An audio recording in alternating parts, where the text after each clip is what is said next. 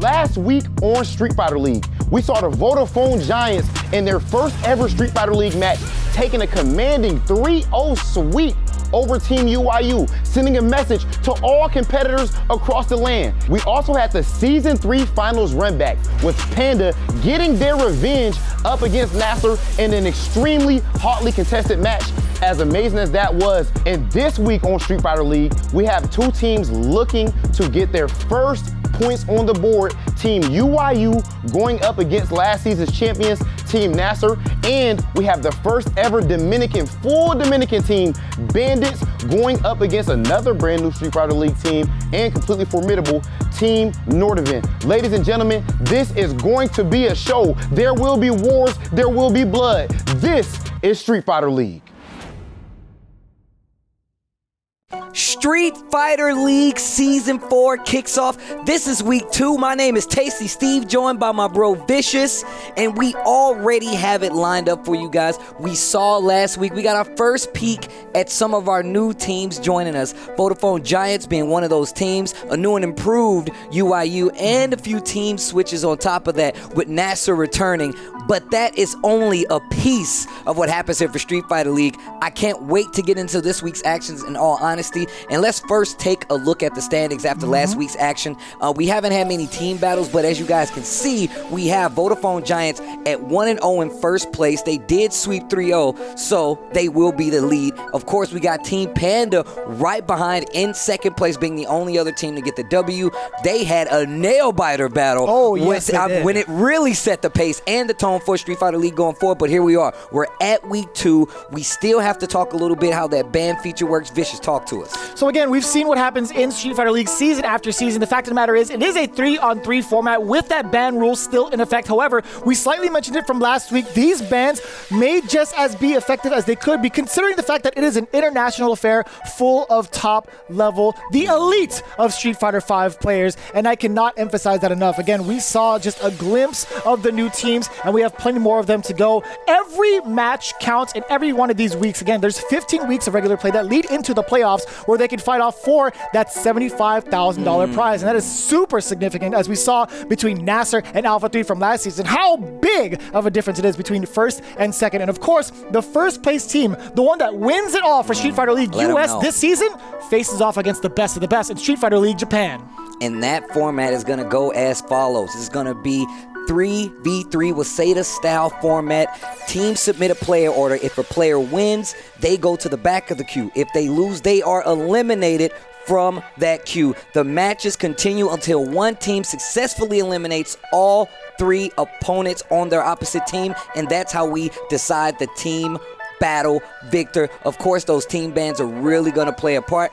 My man Problem X got his first taste of what it's like, what it's like to be the good guy. Oh, you're this good with this character? We're going to ban you. So I feel like a lot of these newer teams coming in, even some of those teams with newer players, are really still getting the feel of how it's going right now, right? And of course, let's talk a little bit about the team battles. We have NORDAVIND coming up this week, going up against none other than Bandits. That's right. Bandits, so again, you mentioned about some of the teams that are already a part of that Street Fighter League ecosystem, ones that have been well acquainted with the ban system and the format, and that is through Team Bandits. However, NORDAVIND has a lot on their plate, right? I feel like this is the first time we really get to see them in action since. I know that VEGGEY as well as PHENOM have had a lot of interactions with each other, being a part of the same team. However, Luffy is kind of the new addition, but he's no stranger to danger, right? Evo champion Luffy, by the way, multi-time top player and placing top 8s in a numerous amount of tournaments, right? This guy is the perfect collaboration for the EU team of NORDAVIND, right? It's going to be very interesting to see the synergy between those groups, or that group with NORDAVIND, going up against Bandits this week. Now, Bandits is another returning team that kind of got a new lease on life, man. The 2021 version of Bandits is a lot stronger, a lot more cohesive. They have MENARD leading the pack. Of course, we got CABA now on the same team. And then we have Hermes as well, another strong player coming from the DR. That's right. I feel like this is going to be one of the most connected teams we have here. We always say that synergy is a major part, and that's going to be really strong going forward for this team, especially in a season like Street Fighter 4, where we got a lot of guys that have been here before. On top of that, we have UIU coming up against NASR following suit in that matchup, right? It's going to be the ones that took the L first. So again, every one of these matches count. You know what UIU is about. You know what NASR is about. These guys are already veterans in the league. Now it just comes down to who is going to be the victor for that, because every single win counts. And right now, it's looking real tough for both of these teams. Again, it's only the first week done. But at the same time, there's still so much potential to go, especially with these two teams. Again, you have the former champions with NASR, or the current champions technically, and the ones that are trying to make that comeback since Season 3 with UIU, the newly reformed UIU with NL at the helm. But with that being said, before we go any further, we're going to take a quick break. But first, we got to show some love to our sponsors. Shout-outs to Astro for holding down Street Fighter League Season 4. Of course, the A40 has empty removable backs, as well as you can swap out the boom mic on these bad boys, and it makes the sound that much better. So I would like to say thanks to Astro for being the official headset and mix amp of Street Fighter League Season 4. Using the Twitch panel down below to make that purchase and try it out for yourself. Again, the A40 headsets by Astro. We couldn't do it without you guys here for the season of Street Fighter League. And with that being said, we're going to take a quick break and come right back here because we got our first team battle going down. You don't want to miss it. Street Fighter League Week 2 Season 4 continues. We already broke down a little bit of tail of the tape for this week's team battles. Let's take a deeper look at it. Bandits looking really strong this season. This is going to be, I feel like, a second chance for MENA, a second chance for CABA as well, and a first chance for Hermes to come and show what the DR is all about. We talk about the cohesion, the fact that these guys all come from one region, as well as just Problem X being an EVO champ. We see Capcom Cup champion MENARD. I feel like even though these are two different tournaments, doing that in a game like Street Fighter is really hard. And I only say that because when MENA won, he instantly talked about how much the DR helped him improve, how many more stronger players are in the DR. I've personally been to the DR. I've seen some of the talent that they have there. They call me Esteban Sabroso. They already know. Really? So, oh yeah, Damn. bro, you already know. But I got a lot of love for the DR scene, and you can tell that MENA does as well. It's going to be really interesting to see what they bring to the table here. Then you talk about chemistry. You're going over to Team NORDAVIND, right? You have NORDAVIND with VEGGEY, with PHENOM. And then what's interesting, the third player is Luffy. Luffy and PHENOM have been each other's kryptonite in a lot of these matches in tournament, right? In terms of competitive play, I feel like VEGGEY's going to be the catalyst to join them both together to find that success. Because VEGGEY, again, he's also been a coach for some of these players. Yes, that's But he's true. back into the competitive sphere. So it's going to be very interesting to see how this synergy happens, right? You have all DR versus this brand new NORDAVIND team, or at least in the helm with VEGGEY first, PHENOM, as well as Luffy, right? That kind of synergy is somewhat new, but I'm still excited for it, right? In fact, we're going to get a full breakdown as to what Rob TV had to say with Team Bandits to talk about that said synergy. For the first time in Street Fighter League history, we have a full Dominican team, amazing players all throughout, of course. We have Team Bandits, ladies and gentlemen. How you feeling, fellas? We're feeling very good, very prepared, and we just want to play. Oh yeah, man. You know, I'll tell you what, as far as having a full Dominican team here, like, can you speak to just like from a pride standpoint, or, you know, just from a symbolism standpoint, how important representation is? It is very important, you know, because when any Dominican kid, any Dominican gamer kid that wants to do this, wants to play Street Fighter, he can see that the dream is real in his country. He can be like, yo, I can see Japanese players, French players, but also I got my cousin playing over there, you know? He can do this. So, yeah, it's very important to us. Yeah, you know, so funny. You said, but you know, I got my cousin playing over there, and Hermes looked like somebody. Yeah, you gotta hit by the shimmy, yo. Don't tech. So naturally, of course, I guess we can go over to my guy Hermes. So Hermes, I would say for sure you're the player that's the most new on the scene as far as, like, you know, us being learning about you. I do know from having MENA on my show on the spot that you actually used to be MENA's boss at like a gaming store or something before MENA actually like blew up really big and everything, and support him early on. Can you speak on just how you even got into all of this, and, you know, how you leveled up so quickly to be on such a big stage?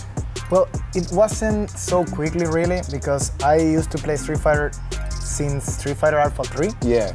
But not at a pro level, because I didn't knew my community. So after years passed by, I get to know MENA and Wiman. Yeah. And they and other players of my community started to teach me how to play the right way. Yeah. So I was really bad in the game. I don't think I'm so good now, but you know, I was getting like better. I think with the right like way to play the game, I could become very good in the game. So they teach me how to play. So I just focus on trying to understand what was the right thing to do, not to win. And I don't know, suddenly I started to get like good results. Then I'm here. Yeah, just like that. Well, amazing. You know, I hope. Of course, I know about you through like the online local and everything, yeah. And of course now being at Street Fighter League, we've played before and all of that. And hopefully, bro, you keep your confidence up and everything, regardless through all this stuff, man. Because of course, you know you have these amazing players behind you as well, and I think your Cammy is dope. But I have to go to my guy, K-Lo-K, my boy CABA. Yo, CABA, you know, I would like to know, what is it like, the fact that you are now a world famous player? Like, I'm sure you remember early on when no one knew you, back when you were just training, you know, with no eyeballs on you. And now the world, you have fans, I'm sure, in every different country. What is it like for you now being CABA as we know today? Se siente muy bien, tú sabes, el hecho de que mucha gente reconozca realmente por lo que se ha estado trabajando desde hace mucho tiempo. Y o sea, ¿qué te digo? Esa grandeza de ser un jugador top mundial, o sea, yo no pienso mucho en eso, yo simplemente pienso como en seguir jugando, seguir dando lo mejor de mí, o la gente, o sea, que la gente lo vea así, realmente me gusta, o sea, me gusta que la gente lo vea así, tú sabes, pero mi enfoque más va en yo seguir jugando, seguir agradecido, muy agradecido con lo que me han apoyado muchísimo y bueno, nunca me pongo de que a esa altura ante ningún tipo de jugador. Y yo creo que eso también me hace sentir muy bien. O sea, yo mismo no pienso de que estoy en esa grandeza ante nadie. Y yo me siento bien siendo yo. Yo pienso que se siente muy bien.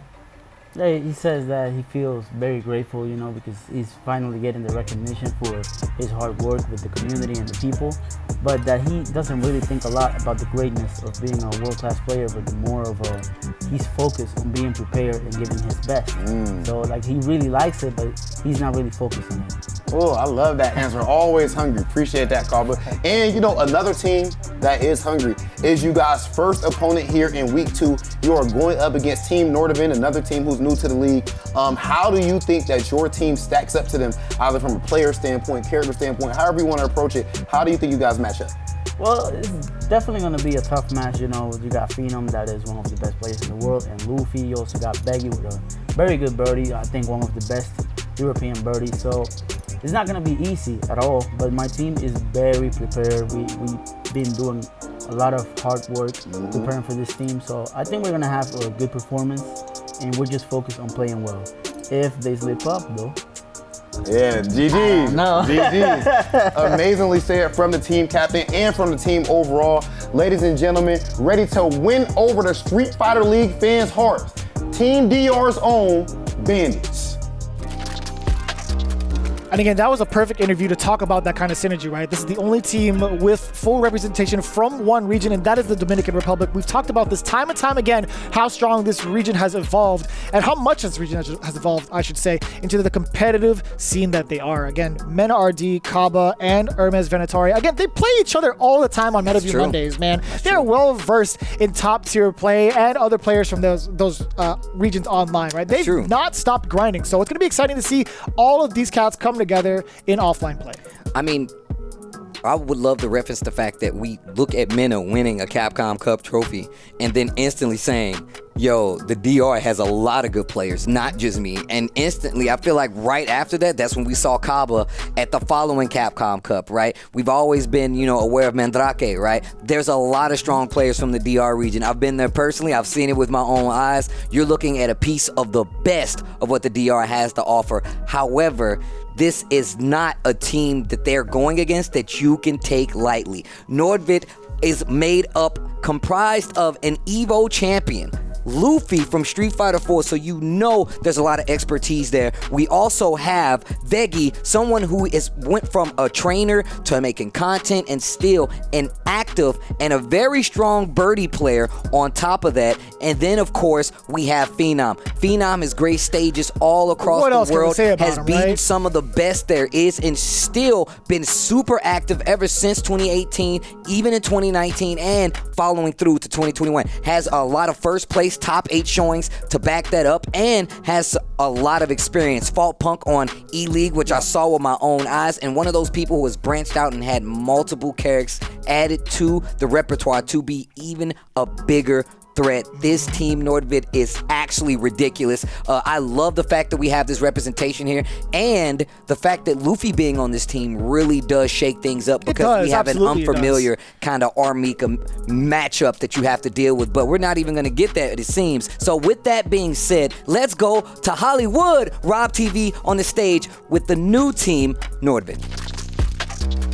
Ladies and gentlemen, we are joined by a brand new team to Street Fighter League, although not a brand new team to team tournaments.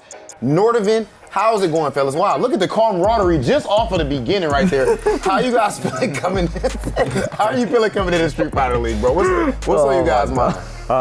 Personally, I'm extra nervous because this is a very big stage, and I'm not at these two's level. So for me, it's like extra pressure, I feel. So, but I'm really excited to play and just try to adopt that philosophy that you play, so that you are happy with yourself and not think too much about anything else. Yeah. And I think that is a great way to actually perform. So that's how I'm coming into the league, at least. I think that's a good mentality. You know, PHENOM, I did want to ask you guys as well. You know, I already alluded to, you guys did play in Gfinity. You were on the same team. Of course, Luffy is actually over from being a loaner from his sponsor, so he wasn't with you guys at Gfinity. But you have some team tournament experience. Do you think that'll help you here? And you know, like, do you think team tournaments are different than singles tournaments in any way? I think in terms of, what Gfinity helped us with is to be kind of used to just having a team, the team dynamic aspect of it. Obviously the format here is a little different from how we played in Gfinity, so that's something that we're not used to this format, but it definitely helped in the form of, you know, talking about strategy and kind of things outside the game. Yeah, like more as a like team. The mental. Yeah, you know what I mean. So, I agree with that. Okay, and Luffy, you know, I could not wait to actually have an interview with you. I believe that you have the most amazing, top 1 unbelievable Twitter accounts in the entire FGC. So is that what's going on there? Is that like a marketing thing or what? Like, or why is your Twitter account so amazing? You just troll all day. No, I actually think that it's way harder to be the best in Street Fighter. It's way easier to be the best in Twitter. So you have to choose your game, I guess. Okay, and on a serious note, I did want to ask you about, you know, one of my earlier Street Fighter memories. So I didn't go offline until Street Fighter 5, but in Street Fighter 4, my eyes were glued, and I saw someone with a PlayStation 1 controller of all things go and destroy everyone and win the most prestigious tournament in the world, arguably, that being EVO. Can you just tell us, like, what was that like for you winning EVO, and do you even still look at things like, are you just as hungry now as you were at that time, now that you've already accomplished such amazing things in your career? Oh, of course you're still hungry. Like, when you are a competitor, you just want to be the best and win any match coming on. But as for EVO 2014, I think I don't even realize as today. I've been asked a lot of this question, how does it feel? But when you are playing in Street Fighter, you have so many tournaments going on, like every week. Like the week before EVO, I was in a tournament. The week after EVO, I'm in the tournament. Yeah. So it's just, another tournament. And you don't have the time to realize that you actually won EVO because it's in the middle of the year. Yeah. But that will be different, for example, if it's Capcom Cup, because there is so much break between. Yeah. So you basically have 3 months without a tournament. And then you can just reflect on that win at Capcom Cup. Yeah. Absolutely. Yeah. Yeah, that makes sense. Okay, and the team that you guys are going up against in this your first match here in week 2 is going to be Bandits. That's a brand new team, full Dominican squad. VEGGEY, I'll take this one to you. I especially want to take questions to you just because I know that you are now, like me, a player and media guy. You know what I'm saying? So I know you're good with the chops and all that. How are you feeling about Team Bandits? How do you think that you guys actually stack up as a team against them? I think Team Bandits is a very strong team, but I think that our team has their strongest player plays my character. That's so true. we have a lot That's of true. experience in that match. At the same time, their players will have a lot of experience against me, but they won't have the same kind of experience against my teammates. Yeah. And my teammates are they have done some exceptional things, so they are really there when it comes to who's gonna do it. So I think, even though I think Bandits is a strong team, I think that our team is a very good candidate to overcome them. That's a very nice way to say it. Yeah. You're such a nice guy. Yeah. You know, we will overcome them. He's trying to say that he'll beat their ass. No. Yo, I'll tell you what, VEGGEY, PHENOM, Luffy, a pleasure talking to you guys. I'm looking forward to all of you guys' matches, and best of luck in your match going up against Team Bandits.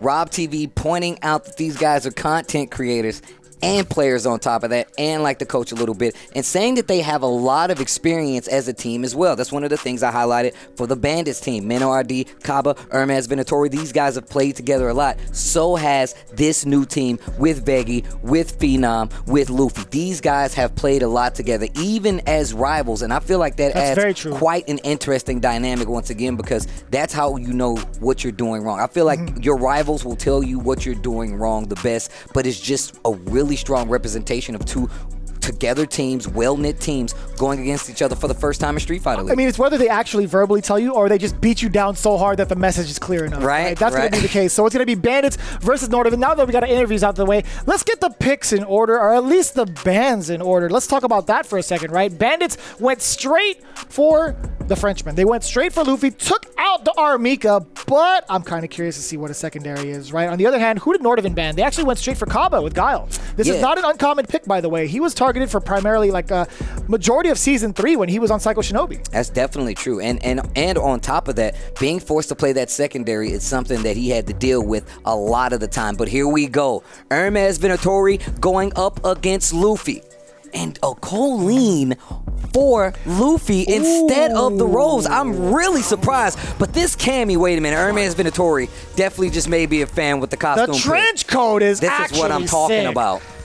That is actually the assassination outfit. That's what I'm talking about. So it's going to be Cammy, as expected from Hermes VENATORI. And Armika, no longer in the hands of Luffy. As you can see, Colleen is on the screen. Big surprise, it's not a Rose, but he's had some pretty distinct opinions when it comes to Rose. Right? He felt like it wasn't the kind of character he wanted to play in Street Fighter V. It's a whole different game, right? Yeah, I mean, you have to remember, man, there was quite a few characters added to Street Fighter, but a lot of these characters have definitely been retooled and changed to work a completely different way. And some people have decided to change characters, but even more so, it kind of opens up that playbook. Now we see him rocking the Colleen. We know Colleen is really strong, and we know Luffy has the skills to make this character shine. It's all about what you can do here versus Hermes VENATORI, who's playing a Cammy, a character I've stated time and time again, you need to learn how to fight if you're going to be good at Street Fighter V. And you see how slow both of these players are taking it, right? There's not a lot of normals coming out from the side of someone like Hermes, right? He wants to kind of close in the gap a little bit.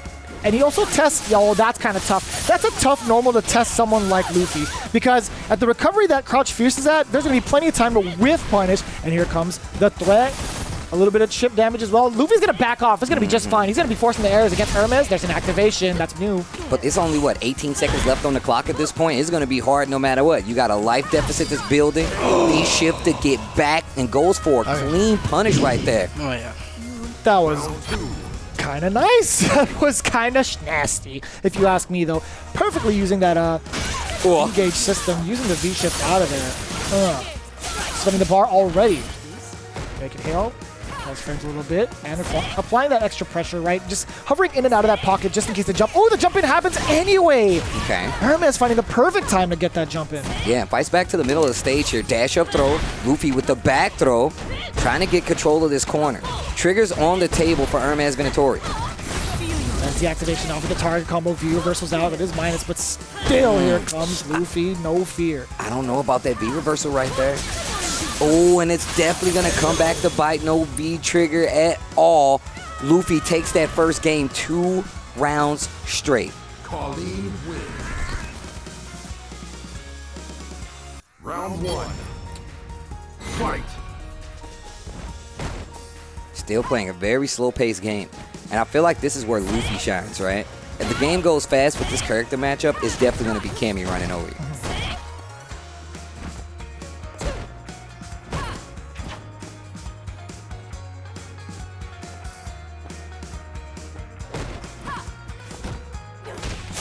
Man, and still finding the right spacing.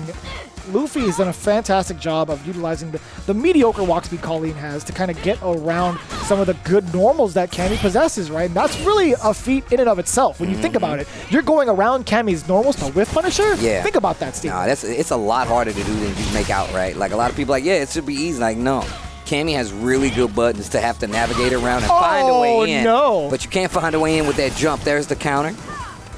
And I like that. Luffy just mashing on it. Backdash to recreate the space and go back into safety. It's going to be tough for Hermes. 2 missed attempts for the dive kick to connect. No longer in threat of V-trigger. Sit him down. She's bleeding. Send help. Send help. She needs some milk. Cammy in trouble right now. Hermes VENATORI with the Cammy, not, nerfed at all, right? Like, being able to play full strength at this, and Luffy just playing the lane game. Just gets the lead and uses the space. Gets out of the corner with the jump light confirmed to a combo. Backdash to get away from the throw. Oh, sit him down. Okay, to the corner we go. Hermes trying to get something started. Stun is on the table. No. B skill 2 nonetheless is always too late. Shout outs to my boy Hurricane, bro. I feel like he's one of the first people to make you notice that B skill 2 from Cammy. Not to take anything away from my boy Hermes, right? That was a great way to blow up a delay tech, right? That is such a good tool to kind of throw people off guard. But when you see it once, you're kind of familiar with it for the rest of the set. But again, establishing it early might be great for Hermes because now it's going to have Luffy rethink his decision of doing any sort of delayed tech. Yeah, it really resets the situation, man. One of the reasons I really like using V skill 2 with Cammy is because a lot of people wants to stop that pressure. They want to interrupt. V skill 2 blows that up. Yeah. So that slows the pace down to a crawl, and then lets Cammy get to move around a little more. Yeah. Especially in that corner. Here comes the activation, right? Coming in from that crouching heavy punch. What a delayed tech. Again, we thought it was going to make him rethink his decision, but it was a whole different story. Hermes needs to keep that in the back of his mind while he gets hit with this full conversion. Man, that's a lot of damage. Throw's going to do it, and he knows it as well. Luffy takes it down 2-0, eliminating Hermes VENATORI. Hermes VENATORI having a first set here in Street Fighter League, and we've seen so many different, players come through, different skills come through here and be in the same situation where they go up and they're like, all right, what am I supposed to do? Like, what's my job here on this team? They're still trying to form it out. These guys have a lot of experience with each other, obviously, but still getting that team dynamic down, especially when literally every piece, every one of the team members could potentially take you out and eliminate you from the queue. It's very, very scary. That's where nerves come in, especially on Street Fighter League. It's a terrifying thing to think about, man, because you've opened up the floodgates with all the pro players, and it's something that really comes down to the format as well. You're talking about the ban system. You want to make sure that every one of these bans count. You want to talk about these 3v3 orders. The pick order is absolutely vital because you want to get rid of as many players as possible without losing any of your own, right? We've seen how important that is, how it comes into play in each and every one of these seasons, and it's something some of these new cats need to take into consideration. But as it stands, the new cats are the ones in advantage with Team NORDAVIND. Luffy taking out an important tool in the synergy of Team Dominican Republic with Bandits, right? So we're going to see how this works out. CABA is going to be facing off against VEGGEY, and this is a matchup I've been looking forward to, right? I want to see what CABA's been up to in the lab and what character he's going to play, considering that Guile is no longer on the table. He had a phenomenal Ryu in the early seasons of Street Fighter V, and Ryu right now is going to be the pick because he is a monster this season. And speaking of monsters, that's actually true. Birdie in the hands of VEGGEY is going to be something I've been looking forward to forever. I've seen VEGGEY play a little bit. I've seen him commentate a good amount, and man, he's good at both. All right, first, let me say this. If we go back and look at CABA's Ryu, there was some instances in last season where CABA was putting people on blast. Now, that was a not powerful Ryu. Oh, wow. those normals, one of the strongest things available for Birdie, knowing how to use them properly is something VEGGEY is showing you how to do. Forward throw, real close to stun. The overhead always does it, but it's going to be the crouching medium first round. Goes to VEGGEY. And look at the maximization when it comes to efficiency towards building that meter. My man VEGGEY giving him a headache. That was the most aggressive play I've seen. And he's in there, bubblegum, in a dish. How many pieces do you wish, though? A lot. It's going to be a lot. That V-Skill 2 is definitely a projectile that they gave this guy that I feel like it really helps his normal game. That V-Skill 2, okay, goes right into it. That's really not that bad. It's round 2. If he loses this round, that would have been the end of the match. Cash out that damage, get more, but still gets hit. Oh, and he's getting hit even more so. I think he tried to jump out of there. Another back-to-back counter hit. Now's the time to grab, and it was going to be what CABA thought.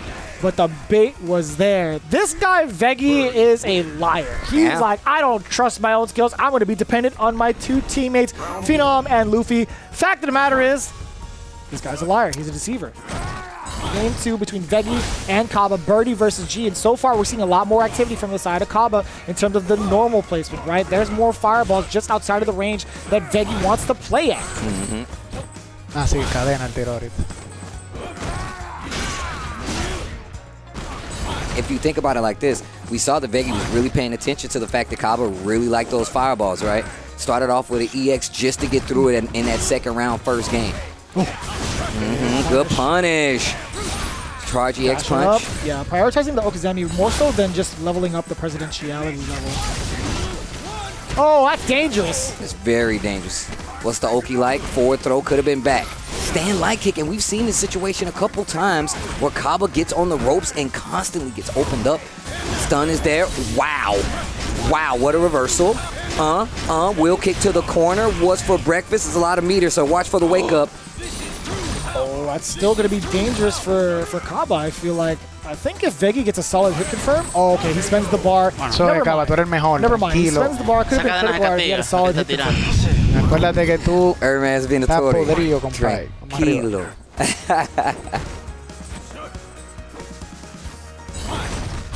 Oof, and he is really getting caught. Oh, yeah, you wow. can't do that for free. That's a great call out there from CABA, but still running into the hanging chain, another bubblegum. But that's a great time to get your presidentiality level up. Man, he's had all the answers so far to suppress the threat of V-Skill 2 against VEGGEY. Yeah, but I'm going to tell you right now, this game is starting to slow down, and CABA's getting a little control. He's starting to drive this tour bus right now. Oh my God, way to stop too. That crouch medium punch. Great bufferable normal, covers so much range, and even the follow-through, right, pushes more towards the corner. And this is going to be tough, because now with that presidentiality level, those fireballs get that little splashback. They hurt a lot more. That means you're not going to be able to move even more. And this second game is looking so much better. Reads on the jump, the V-scale to do it. You think you're not going to get grabbed, and you're dead. Game number 2 goes to CABA. One game apiece. Talked about that tranquilo. Paciente, tranquilo. Combate perdió. Es rey, pe. Es lo que está tirando en el neutral, es cadena y casco en brillo. Sí, disparate. Básicamente, no.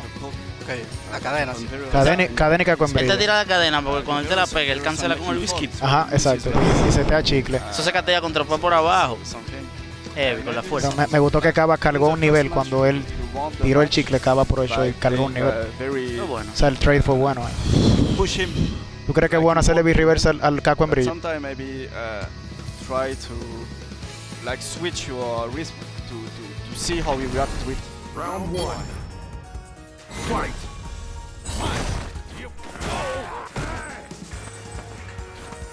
VEGGEY goes back in, being a lot more aggressive with the walk speed, while the stand light kick buffer, you were talking about that from G. One of the best bufferable normals in the game. Again, G possesses a lot of those, but man, we're talking about range now. Birdie's definitely got that range with the standing heavy punch, but it's a good thing G has a fireball to contest that range either way. Well, that's why you see VEGGEY really willing to go in and is getting CABA a lot of whiff punishes, because those normals are really good from Birdie, but it doesn't mean they're not whiff punishable. That is a big fact, actually. Yeah, and, we've seen G's, like multitude of G players, just flail their arms about with that heavy punch to get those snipe outs, or at least get those big whiff punishes that lead into heavy damage. But so long as G doesn't have presidentiality level or meter, I think it's going to be just fine. Fact of the matter is, he technically has both right now. He's got maximum presidency, he has a command grab, and all this corner carry. Oh no, that was just a frame kill to reset, and still VEGGEY was not buying it. That was a very good bait from CABA. It got me. Oh wow, big damage here. What's the Oki? Stand light kick. This time CABA backing up, changing it up from those last games. Got hit there very, very much on those first 2 games. Oh, chases the backdash. What a delay tech from VEGGEY. 20 seconds left on the clock. Holding in the bullhorn too. Trigger is still on deck for both players. Is VEGGEY going to actually spend the rest of his V-trigger as an assault? Oh boy, he's going to bullhead or bullhorn? 10 seconds left on the clock. Somebody's got to do something. I didn't know that was still there. Could you bullhorn that? I don't know. It has 2 hits on the... Oh, I love that throw. 2 seconds left on the clock. Goes for the pressure. Instead, VEGGEY takes it to the final round. Yeah, that was really, really smart. He went in for the meaty instead of just backing away because it could have been CABA dashing in and getting chip damage. That was really, really smart. Got to be careful with the pacing now. VEGGEY in the lead. Ooh. Big punish there from CABA. And look at the positioning this is going to give him. EX wheel kick to the corner, gets the forward throw as well. Stunned about halfway full. Yeah, VEGGEY's not going to fall forward there. At least not going to get stunned. He's making his way out of the corner, spinning that bar for the EX bullhead. And now this is the kind of game CABA wants to play. He'll play the fireball game against Birdie for as long as possible, but I think he's looking more so for the buffers, 1, and then 2, a way to get his presidentiality level up. Not close enough to do anything with that. And once again, teaching VEGGEY a lesson. Trying to swing back. The buffer worked out perfectly. Gets the counter hit. Power of the earth. Tries to go for the throw to close out. Perfect spacing on those dash punches. I like it. Uh-oh, finally gets opened up. Big damage once again. What's the Oki? Oh, and he chased him down. That was so smart. You know that would have been sick if it was a V-shift call out. That would have been great for VEGGEY. Fact of the matter is, CABA just went up back. I think, VEGGEY could have had time to crouching medium punch, get that anti-air going, and then even create a more dangerous situation with the threat of a meaty or a command grab, especially in that scenario. And another thing that needs to take note of, the fact that VEGGEY's using a lot of meter here. So some of his damage callouts are just raw EXs. So when he gets these hits, he's not getting as much damage as he wants. He's going to have to focus more on the command throws and getting closer. And that's where CABA is winning at this point. Not right there, though. Oh, too close this time. No spacing, not looking too good. Stuns on the table. Got a counter hit conversion as well. Stun can be a problem. Ooh. Man, anti-air hanging chain. Not quite dead yet, though. The stun. Great block on the overhead, but no punish.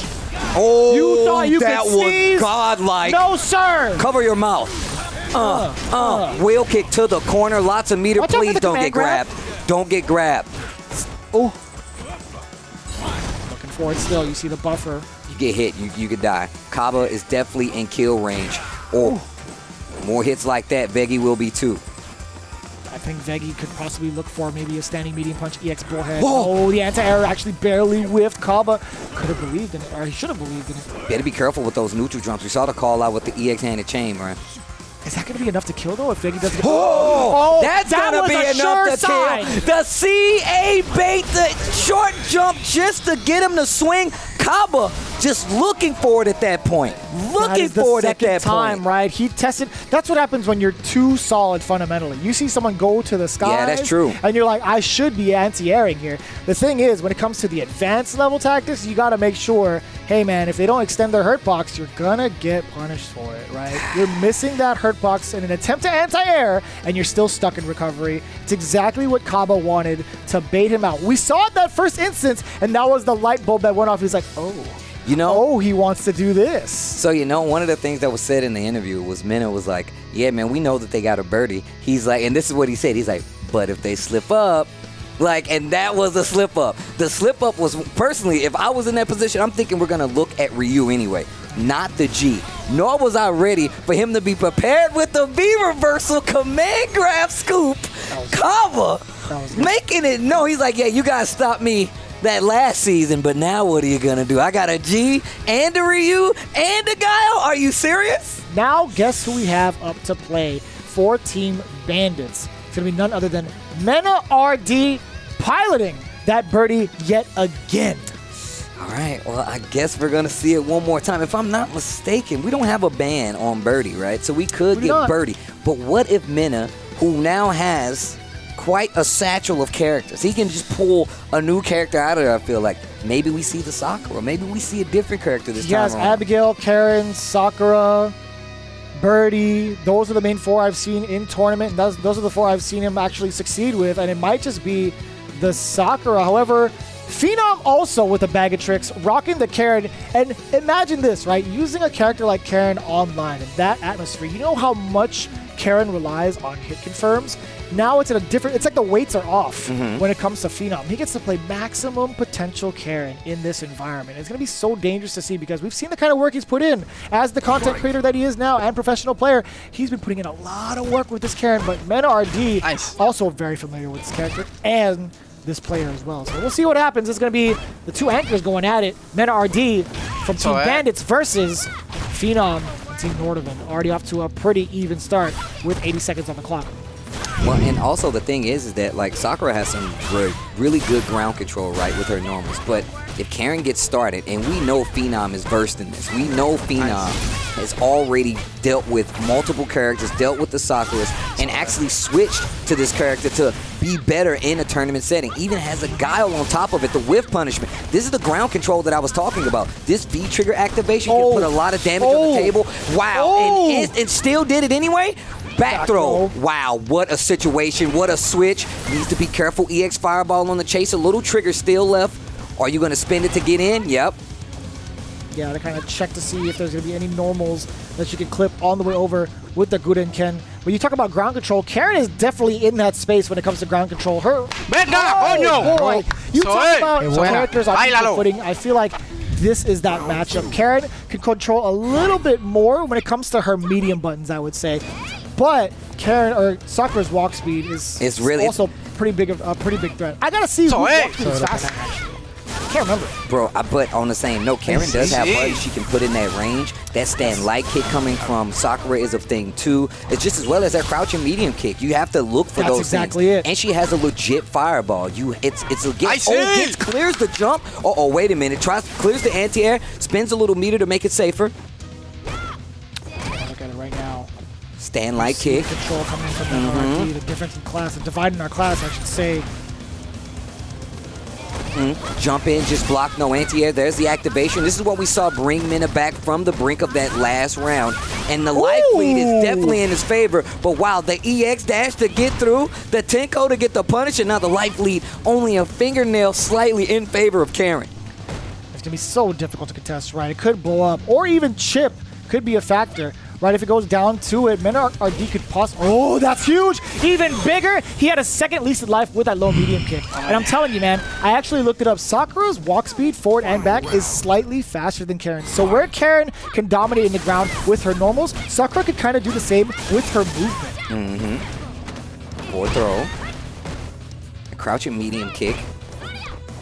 Just fishing right now. Low forward. Switch? Tenko, yep, there's the side scoop. Oh my gosh. It's so far. That low forward confirm is really coming in handy. Yeah, Tatsu to get out, ready with the crouching medium punch, and look at Phenom. This is the Phenom that has trained with Karen, especially after playing Punk for years in Street Fighter V at this point. So you know there's some expertise there.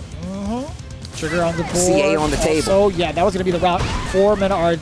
That's actually mad far, and it's so hard to even contest that. Oh. You saw the sweep. There was a startup of a sweep there from Phenom. You know the trigger is going to be coming out, and there it is. Back throw is going to be dangerous. No whiff. Looking for a dash. But he punishes the fireball. You were talking about that fireball game. When it comes to Karen, if she has that meter, it makes it so much harder to make that decision. Do you want to throw a fireball against someone like Phenom or anybody navigating Karen? You need to pay attention. That's the thing. You need to pay attention. Spacing is super important when you have a fireball versus a character like Karen. So if she has meter, that means you essentially can't do it anymore. Nope. No, you cannot.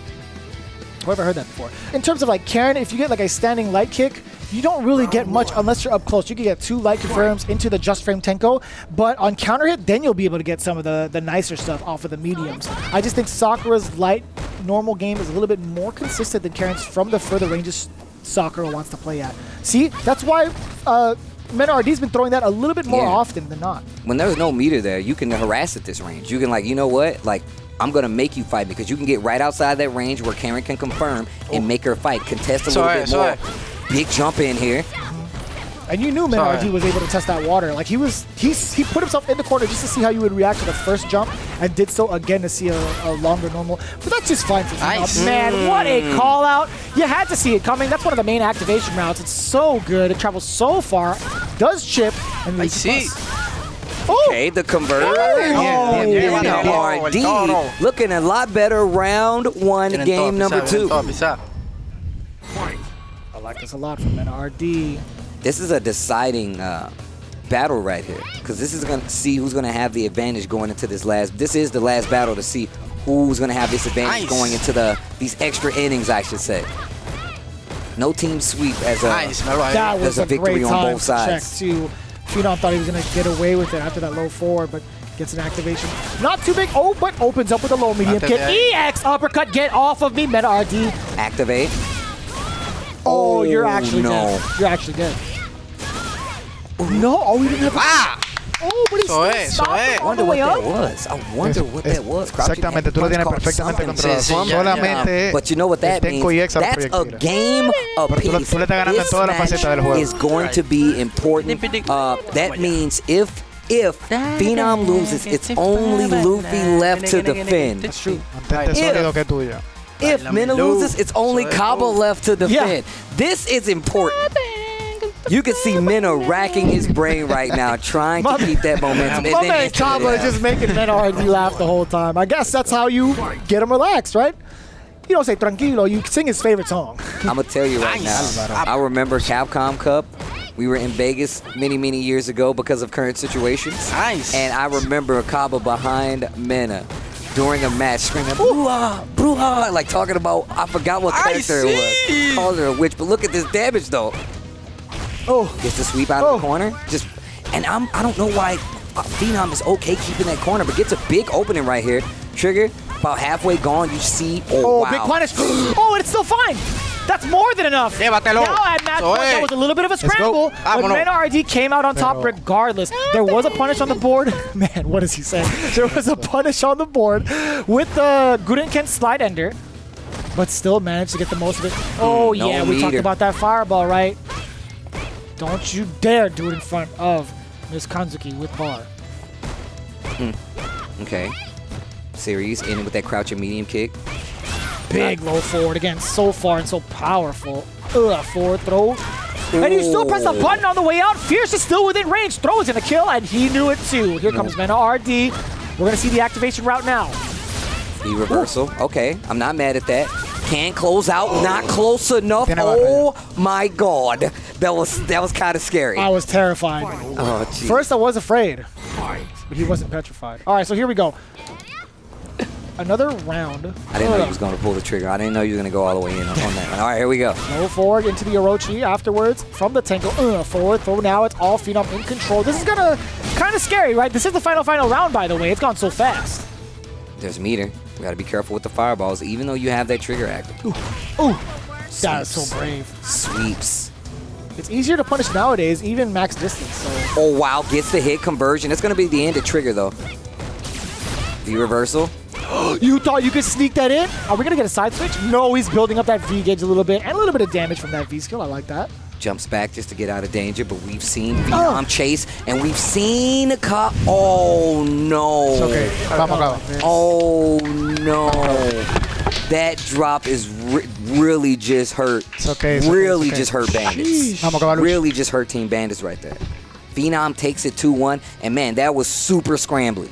That was super scrambly. I mean, that could have been another Oki situation for MENARD, and that could have been lights out for Phenom too, right? Just one bad call would have been it for Team NORDAVIND, but Phenom coming out on top. That's just the way the cookie crumbles, to be honest with you. Now he's going to be waiting, or actually moving back to the line as Luffy gears up to play against CABA. So it's going to be 2-on-1 in this affair. It's going to be kind of tough for Team Bandits. That was super important for Bandits, without a doubt, but the way CABA's been playing with that G, I'm thinking maybe he has a chance. I honestly think there's a chance. We see Luffy coming up, already establishing the dap. CABA with a big smirk, putting the team on his back. And oddly enough, this isn't the first time CABA has been here before. CABA's been here before. I believe in Season 3 we had an instance where CABA was the last remaining member of Psycho Shinobi and still was doing work, I believe, and ended up winning the team battle, did not.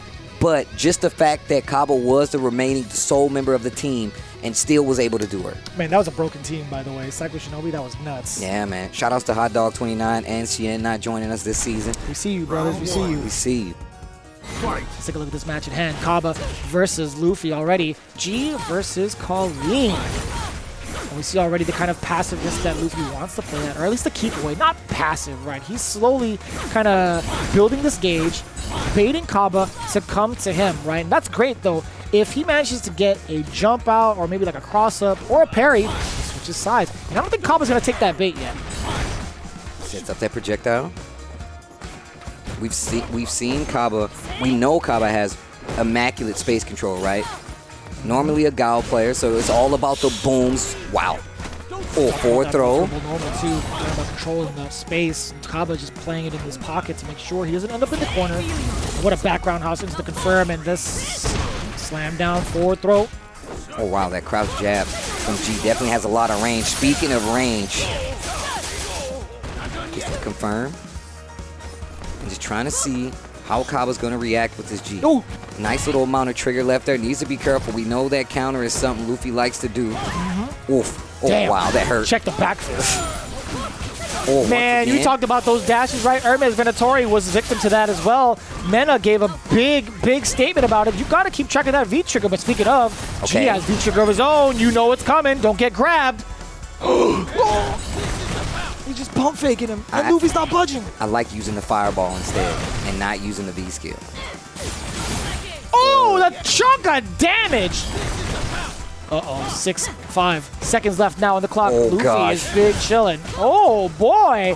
Oh. Bien. Not enough time. No way. I like how G walks. Go, come on.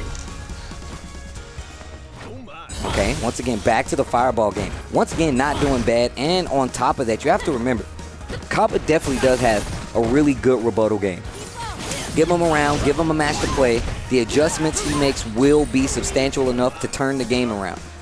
Had a life lead for quite some time in that first round versus Man! Wow. I'm telling you, man, some of the best light bufferable normals in the game. And what a time to backdash. There were 3 lights, 1 too many from CABA. There's going to be a fireball getting punished from that activation into the icicle spear, into the other side as well. Luffy trying to get the momentum. Oh my gosh, he the slapped crouch, the ice. jab, slapped buffer. the ice. Ugh. It's the back throw into the corner, parabellum. That's going to hurt. Power of the earth. Wheel kick. Stay out of my hair. You see the top hat? If you can't jump over this top hat, don't jump at me at all. You must be this tall to play Street Fighter 5. Right, that dude is like 7'3" or something, right? All right, here we go. Ooh. It's all right. I'm not 7'3" either. That's why I'm not. Power of the earth. Anti-air starting to kick in. Ooh, whiff punish. EX parabellum. We're going to take the carry or the damage. Definitely getting both, I feel like, to be honest. With a heavier set character like G, you're able to get those consistent parabellum carry, or I guess sequences to the carry. Uh-oh, not good right here. Stun. Let it snow. Here we go. Will this series be enough? No. Definitely not, but the throw is going to be within range. The throw is definitely in range. That first game is going to go to Luffy. Man, that was... It could have gone either way, man. I gotta say, Luffy's patience and just him going back and forth between being passive into aggressive, it's so hard to even differentiate when he wants to do it and just kind of suppress him, because he is champion caliber. He knows many playstyles, and he can incorporate them at any will at any point in time. Well, that's definitely true. Cabarucci. Vamos arriba. Sigue paciente que tú lo tienes. Hermes giving CABA a little vocal coaching right there. Ooh. These headsets, man, these A40s. Shout outs to Astro for holding us down here in Street Fighter League. Keeping the comms crisp and clean as usual. Oh, crush. And yeah, covering. Oh, that was really interesting. Did the splash meet up with Colleen? I feel like she could have air thrown. What? Punishes the V reversal just out of range. CABA prepared. A lot of preemptive jabs just to try to stop that offense from Colleen. We've seen a lot in Street Fighter League history, but still a threat. What a whiff punish. Man, CABA's whiff punish. Oh! Mega Man jump out. You get crushed. Roundhouse activation into trigger. Dashing up. One of the big things that the entirety of Bandits has been telling you to keep aware of. But still, you're going to whiff in front of him. You're looking for a trigger activation. Luffy's not going to give it to you for free. Back throw would have been enough, but covers it just in case. Yes, sir. Opted to select against the throw, but here goes G. 2 triggers back to back. Are you going to be within range to get this command grab, or will Luffy stuff you out with an enhanced jab? I wouldn't be surprised. Just out of range, though. Meter is right there. Oh, you can get dangerously close to chipping out. Catches the backdash. CABA was prepared. That was the most Rose thing you could have done, by the way. Backdash in the corner. Yeah, that's actually true. Luffy, forever a Rose player at heart. Shout out to Filipino man. He knows what I'm talking about. Backdashing in the corner is just a thing. It just happens. A natural occurrence in the life of Rose. I still can't believe it actually let him live. Like, he was only 1 touch away. The X will to get to the corner. Oh, you saw the command grabs a little bit too early. EX Parabellum. Let's get the sweep into light hands. Tick throw starting to work out. Crouch medium kick, no. Ants, oh jeez, that hurt. Jeez. Anti-air, hold this projectile, jump. Try to go for the tick throws. Oh. Crouching fierce. You already know Luffy has the anti-airs on lock. Oh my. Oh my. Shout out to George Takei. If you're watching. Yo, shout out to George Takei. Tricky all day. All right, here we go. Forward throw. And I like this. Yeah, backing off. He wants to live long and prosper. He's got full critical art on deck with this life lead. That's going to be more than enough, right? He's going to spend it. He has to. Yep. He has to. Smart move to go into that last round. Have empty bar, give you some damage to build. Thing is, G is going to have some bar as well. Almost working on the CA. If CABA can get this round, there's still life. Oh, yeah, of course. We want to see it go to a Game 3. We want to see more Street Fighter, to be honest with you. But CABA right now might be at the advantage with the amount of bar he has. If he is able to buffer normals into some big damage, he's going to carry Luffy to the corner. Those are normals. I think it's the heals, bro. Because I'm telling you, Colleen's hits, they just hurt. They feel like they hurt extra. The business lady. Oh! Yo, can we talk about the whiff punishments on my man CABA, though? Nasty. Yo, you're going to dash right in front of him again? Oh, no belief in the punish for the Parabellum. It's the heels, bro. That was mighty. That was hefty. I like that. Yeah, the frame kill. But, you know, Luffy knew well enough to not tech this time around. He didn't face any big repercussions last time. But, oh, man, yeah, the tick throw is enough to bait CABA. Dash up 2 times. No, he's going to go for the icicle. Wow, you're so used to these Colleen's playing this super fast dash game and just literally playing it so slow, throwing off the timing regardless of what you expect. That means that Luffy is going to take it for NORDAVIND to take their first team battle here at Street Fighter League Season 4. It wasn't easy, though. It definitely was not easy, though. It definitely was not. You're looking at the total record of 6 games won, but they happen to lose 4, right? So that's going to be substantial, but it's still only week number 2, right? They have plenty more games to play, but it's still a very, very solid stamp and a test of your skill this early into Street Fighter League, being inducted as one of the new kids on the block. But I gotta say, Phenom, Luffy, and VEGGEY, that is going to be a pretty good team to keep your eye on. But it's not out of the woods for them, really. Yeah. Bandits still has a chance to reclaim that victory in the run back for the double round robin scenario later down the line after, because it's 15 weeks of play that lead into the playoffs, right? Yeah, that's definitely true. And we've done this before. You guys have seen Street Fighter League before. And if you haven't, where have you been? Look what you've missed. Look how far we've come and look where we are now. It's really going to be a thing to see how this season plays out.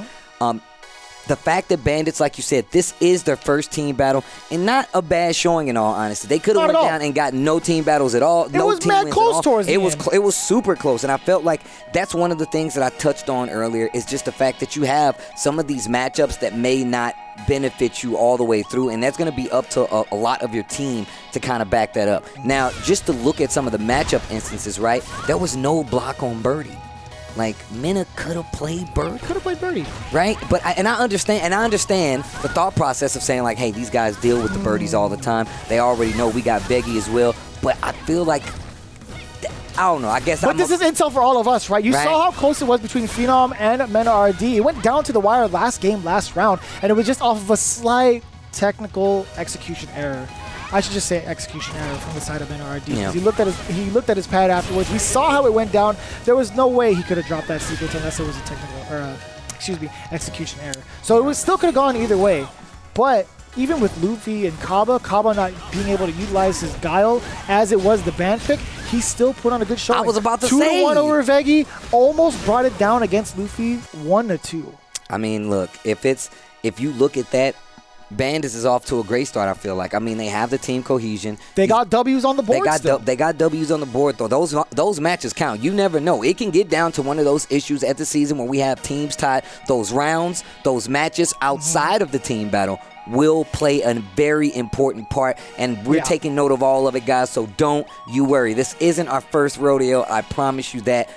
But it's still a scary situation, right? Yeah, I kind of want to see what's going to happen for Bandits going forward. I want to see what VENATORI has to put to the table. Again, he's the only one out of the entirety of this group so far between these two teams that has not scored that W yet. He's still trying to find his bearings and his rhythm. And we still have plenty more to see between these two teams. But right now, it's going to be Rob TV standing by with NORDAVIND. But we do have to take the time to thank Astro for being a crucial part of Street Fighter League this season. All of the comms that you heard between the teams, that's them through their A40 headsets. All the sound, the crisp, clear buttons that you hear as well, that's all coming in through the microphone, baby. All because of the Astro headsets. Again, you guys could check out the Twitch panel down below for your opportunity to check this out. They've been supporting the FGC for about 10 years now, a solid 10 years at that, and continue to do so. Again, we highly thank Astro for being a critical part to Street Fighter League. And with that, again, we have Rob TV standing by with NORDAVIND's very own PHENOM. Oh my goodness, I am here with PHENOM coming off of a hot win. You guys' first match at Street Fighter League. How does it feel to start off with the W? I think the first match was kind of the most important in that sense. I feel like if you start off well and you keep carrying on the momentum, then the other matches are probably, hopefully they go in our way as well. But I think it's good that we won the first match. Well, with you talking about momentum, someone who's a very momentum-based player, one of the best momentum-based players in the world is who you had to go up against the 2018, I want to say, 2017 Capcom Cup champion MENARD. And you see, he went with the Sakura, very aggressive strategy. You guys had a tight match. Were you surprised at all that he went with the Sakura? And how do you feel about the match overall? I was a little surprised he picked Sakura. I thought he would play Birdie as that matchup is kind of okay for Birdie.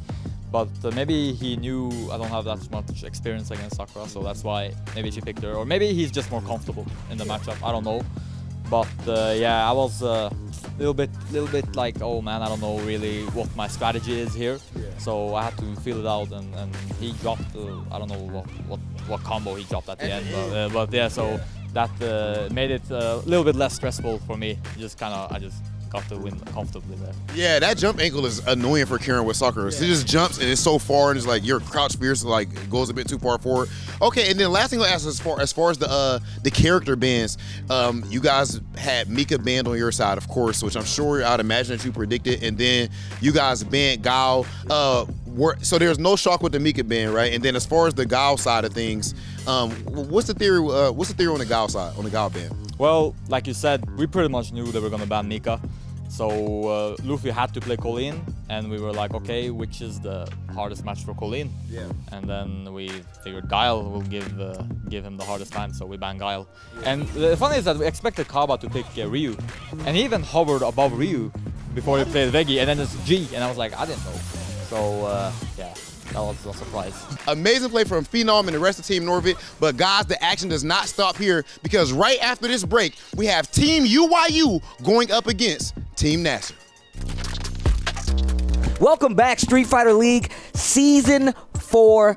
Rob tossing it to the break. I appreciate it, especially after that interview. I learned a lot there. I definitely learned a lot there. PHENOM definitely one of the breadwinners when it comes to that team battle that we just saw. But things progress. This is week 2. We got a lot of matches to go through. Yes. So we go to this next team battle. It will be none other than the new and improved 2021 UYU team versus the 2021 version of NASR as well. That's right, the defending champions, right? But at this point in time with week 2, everybody has had a chance to play. So let's take a look at the standings and where everybody's at so you can follow along, because every one of these wins matter. So let's take a look. Again, Vodafone Giants with 1-0 along with NORDAVIND, but Vodafone had more of the W's on their side, hence why they're in first place.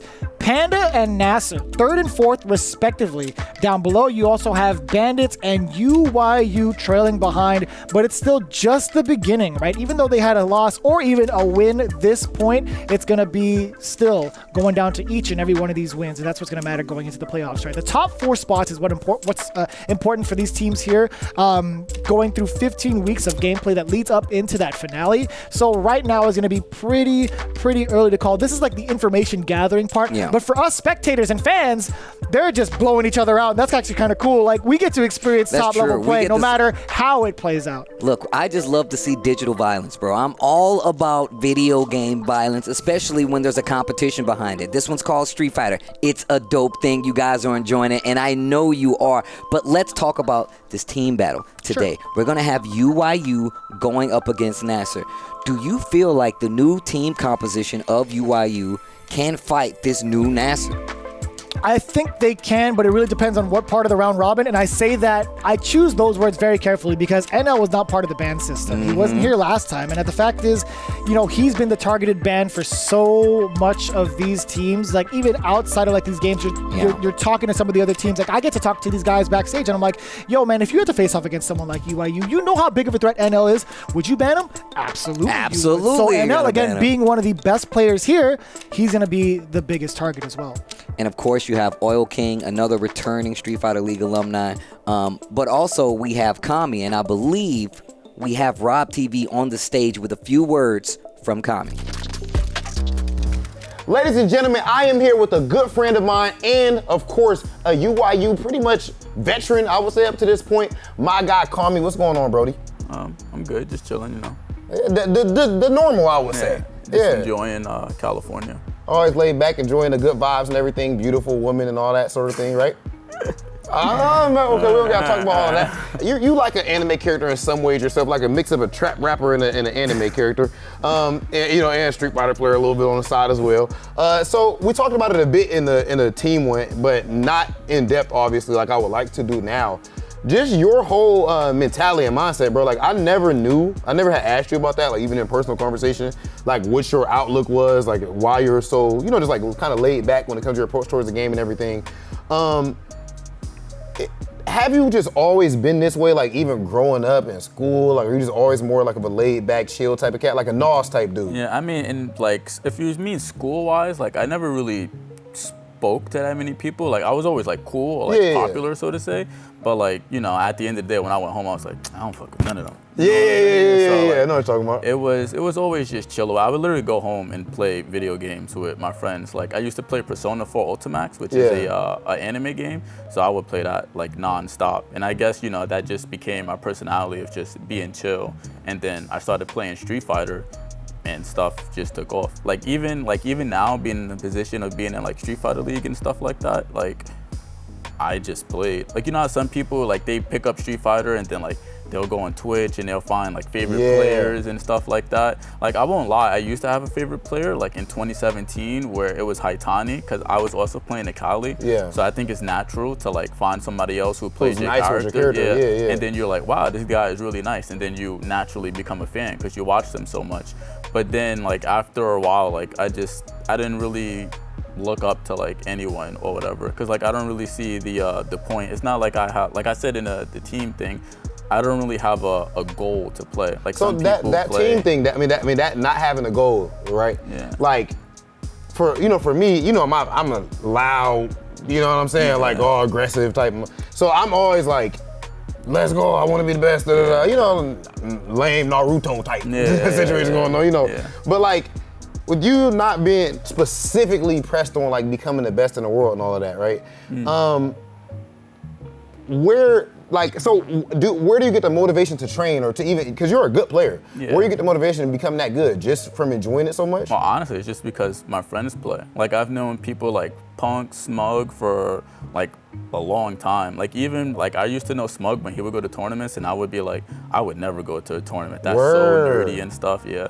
And then eventually I started going, and then I only would go just to hang with my friends. And then eventually like if your friends is really good, you just pick it up or so. But I don't really like with the whole goal thing. I don't really have a purpose of like I'm trying to be the next Punk or the next IDOM or Tokido, because at the end of the day, like being the best is cool and all. It looks like it has its perks, but it also looks like it's very stressful. And it's like it's always somebody trying to take you down or starting drama and stuff. Like at the end, I still get to play with all of the best. So what's the difference? And hold your own too. Yeah, Punk gets to play Tokido. I mean, I've played Tokido also, or I get to play. It's literally no difference besides. I guess he makes more money or something like that, but like I don't. Well, I mean, even but even with you talking about, even if you're not pressed on money itself, of course you're doing fine, and I think that you're a great example of other avenues of when it comes to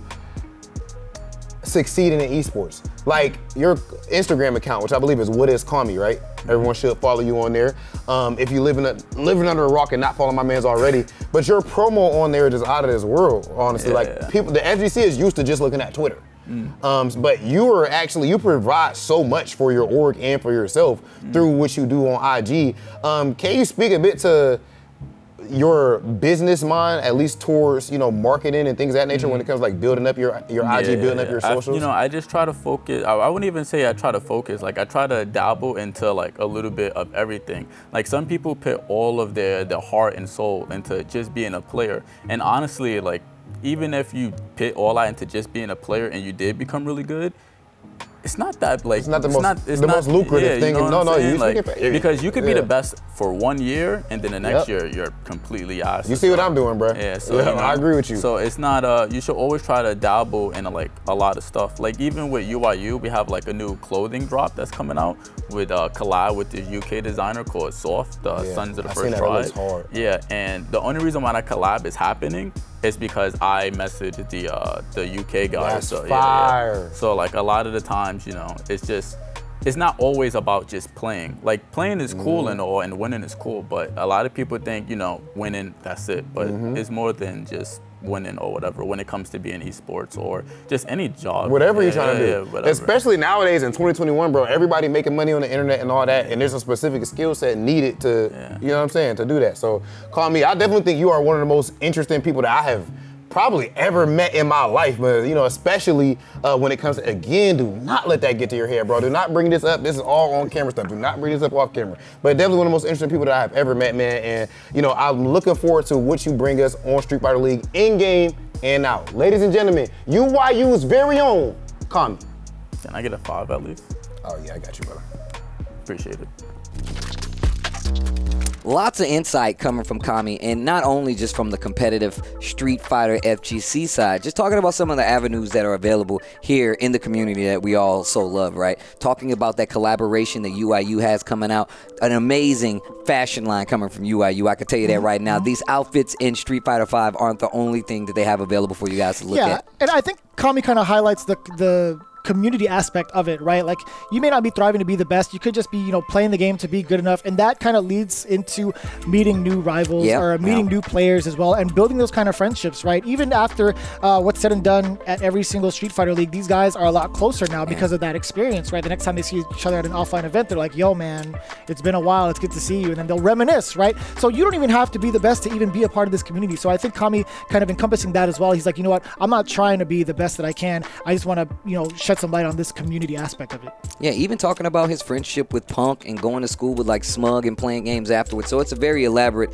discussion they just had. I really, really like getting that side of some of these players, even though it's not 100% fighting game centric. I really love to see how they're tied to this community and how that evolves, but how they're tied to this situation. This team battle is going to be a doozy. They're going up against last season's champions, NASR. They got a new problem, which is X, and I am not good at math. And then, of course, NASR coming into this week's team battle with a loss on their record. And that's a harsh way to start a season after you just win the championship. And that's kind of fair, right? That was kind of like the initiation process with the new reformed team of NASR, right? Not having Samurai, but instead a big problem through Problem X. And he's talked about it already. He's already made that complaint. He's like, I can't believe I'm in the target. And I was like, you had to see you're it coming. new here. You must be new here. You're definitely new here. Is it, what, are you going to do that the first week? I'm like, yes, of course we're going to do that the first week of gameplay. That's how it works here. Actually, we do have more words coming in from Problem X, part of the new reformed NASR team. Let's take a look at what he had to say with Hollywood Rob TV. Oh my goodness, do I have a treat for you. As you can see, we are here with Europe's finest and one of the world's best and one of my good friends, Problem X. What's going on, Brody? What's going on, man? Man, how you feeling? How you liking Street Fighter League so far, my guy? I mean, so far it's great. I've been welcomed with a ban, so... Yeah, you know, you had to get initiated, get that bison out of there. But how did the match feel? Like, how did it, your first match you played up against Punk and everything, like how did it feel just playing on this stage with teammates in your ear and all that? Yeah, no, I mean, it was a good vibe, good energy. Obviously, I lost that match, which, you know, but it happens. The character was banned, he played well, so yeah, we're looking for the run back. Yeah, need that. But it's good to you know, get the debut out of the way. Yeah. So yeah, now we can get into it. When we were outside having lunch, like you probably didn't even know that I heard this, but you guys were just Angry Bird was talking. He was like, yeah, man, like even if we were to lose the next one, we still earlier. He was saying something like that, and you were like, no, we're gonna win, or something like that. Like you know. You know, I don't really want to get into that, you know, we have games to... Yeah. Before you know it, you're 0-4, whatever, now you have to win everything. That's what happened in NASR last season, but then they brought it back, but yeah. Yeah, I mean, it's possible, but it's not an ideal situation. You don't want to just be like, oh yeah, you know... You don't want to go to losers at a major, ideally. Yeah, exactly, you know exactly. Yeah, I don't like losing, regardless, secondary character, bands, whatever. I don't like losing. For me, it's not okay. Yeah. Like, or at least in my head, I don't treat it like, oh, it's okay. Yeah. So, because you're trying to win. But no, great team, great energy. You know, I like the confidence. Yeah. Also from the opposition. Yeah. You know, it makes it that much better when it swings our way. Yeah. You know, it's all fun. Yeah. See, you know, I'll tell you what, bro. Like, I love hearing you answer that question in that way because we know just from behind the scenes, bro. Just like our mentality is really similar to a lot of things, and I think that nowadays a lot of stuff, you know, has gotten, I would say, even better in some ways where people are more like a odd-on type of guy or you know, like a samurai or which we'll talk about as well, where it's like, okay, we got games, stay calm, so on and so forth. Whereas, you know, you're kind of like more of like a cutthroat Kobe Bryant, you know, rest in peace to the Mamba type of competitor. Can you just speak to that in general? Like even let's say, for example, we got like Punk here, for example, right? Who somebody's historically looked at as one of the best players in the world, a rival of yours in the CPT. Can you tell us a bit about your mentality? Like, okay, for example, to make it more concise, when you do lose, which you said you hate, what do you do afterwards? Like when you get back home, when you get back to your setup, what do you do? Well, if it's a stream match, you'll watch it back. Yeah. But if you can't watch it back, usually I have like good replay factor in my head anyway. Like I'll identify where something went wrong, and I'll be like, okay. Also, as well, like, you know, I just like when you take someone out their comfort zone. So it's like if I see someone was comfortable, you know, that's one of the good things about playing someone like Punk is he likes when he wins, so it's fun. Yeah. So it's like, you know, I like when I win, you know, and you know, we'll like play around with it and troll with each other and stuff like that. But for me, I go back, practice, you know, try and play the matchup if we have access to it at a high level. But if not, I'll just go training mode, mess about with some stuff. Usually, if I don't have a matchup, I'll just create more nonsense setups. Because like, yo, I'm not good at improving this neutral because I can't run it, but let me just get some more tricks. I never knew that you did that. Like, that's smart. That's probably the, you know, you can increase the tricks you have if you can't sort of defend better against that's not matchup knowledge dependent. You might not always have the level of the character that you lost to, but you can always try to increase your level. Yeah. So that's probably the best bet if you really can't find someone to practice with for that level. Yeah, you know, speaking of wars, I would imagine that something that has probably been some type of a war or a battle for you overall was just getting up to this point, specifically coming from Europe, coming from, you know, England, specifically UK. I feel like nothing is easy. You gotta grind no matter where you're at, no matter what. That goes without saying. However, I'd be remiss if I did not acknowledge the fact that being from Japan, being from the United States, we have a bigger platform, so it's easier for us to make it in this.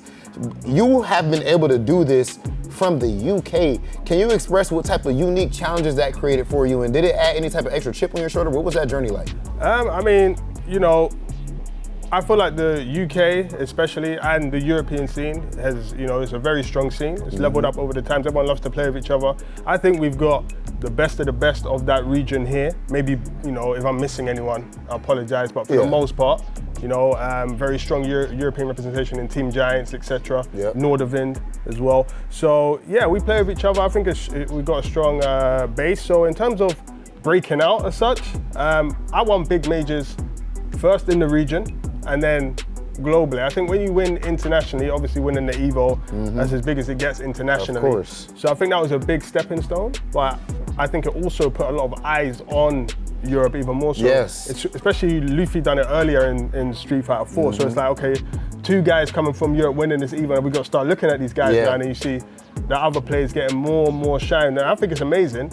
And we've all helped each other, Even you might have a few like sort of rivalries in the scene. Of course. But that all helps. That helps too. It all helps. Yeah, it all helps. And I think we've got great players. I think traveling and the reception of the international players has also been great for the growth and development. So, playing with the American players such as your Punks, Idoms, and I come from Street Fighter 4. So, even Snake Eyes, F-Champ, Minion, all of those, PR Rogue, all of those sort of guys. So the competition back from then is kind of still in me, because it was a lot more sort of cutthroat, I think. Yeah. Compared to now, it's a bit more friendly. Yeah, more professional. Yeah. It's more polished. We got the lights, we got the cameras and all that. So but no, Europe's a great scene to come up in. Lots of players are making dominant strides on the international stage. Yeah. It's not just myself. Yeah, of course. There's lots of people coming through. So the continent is not to be messed with.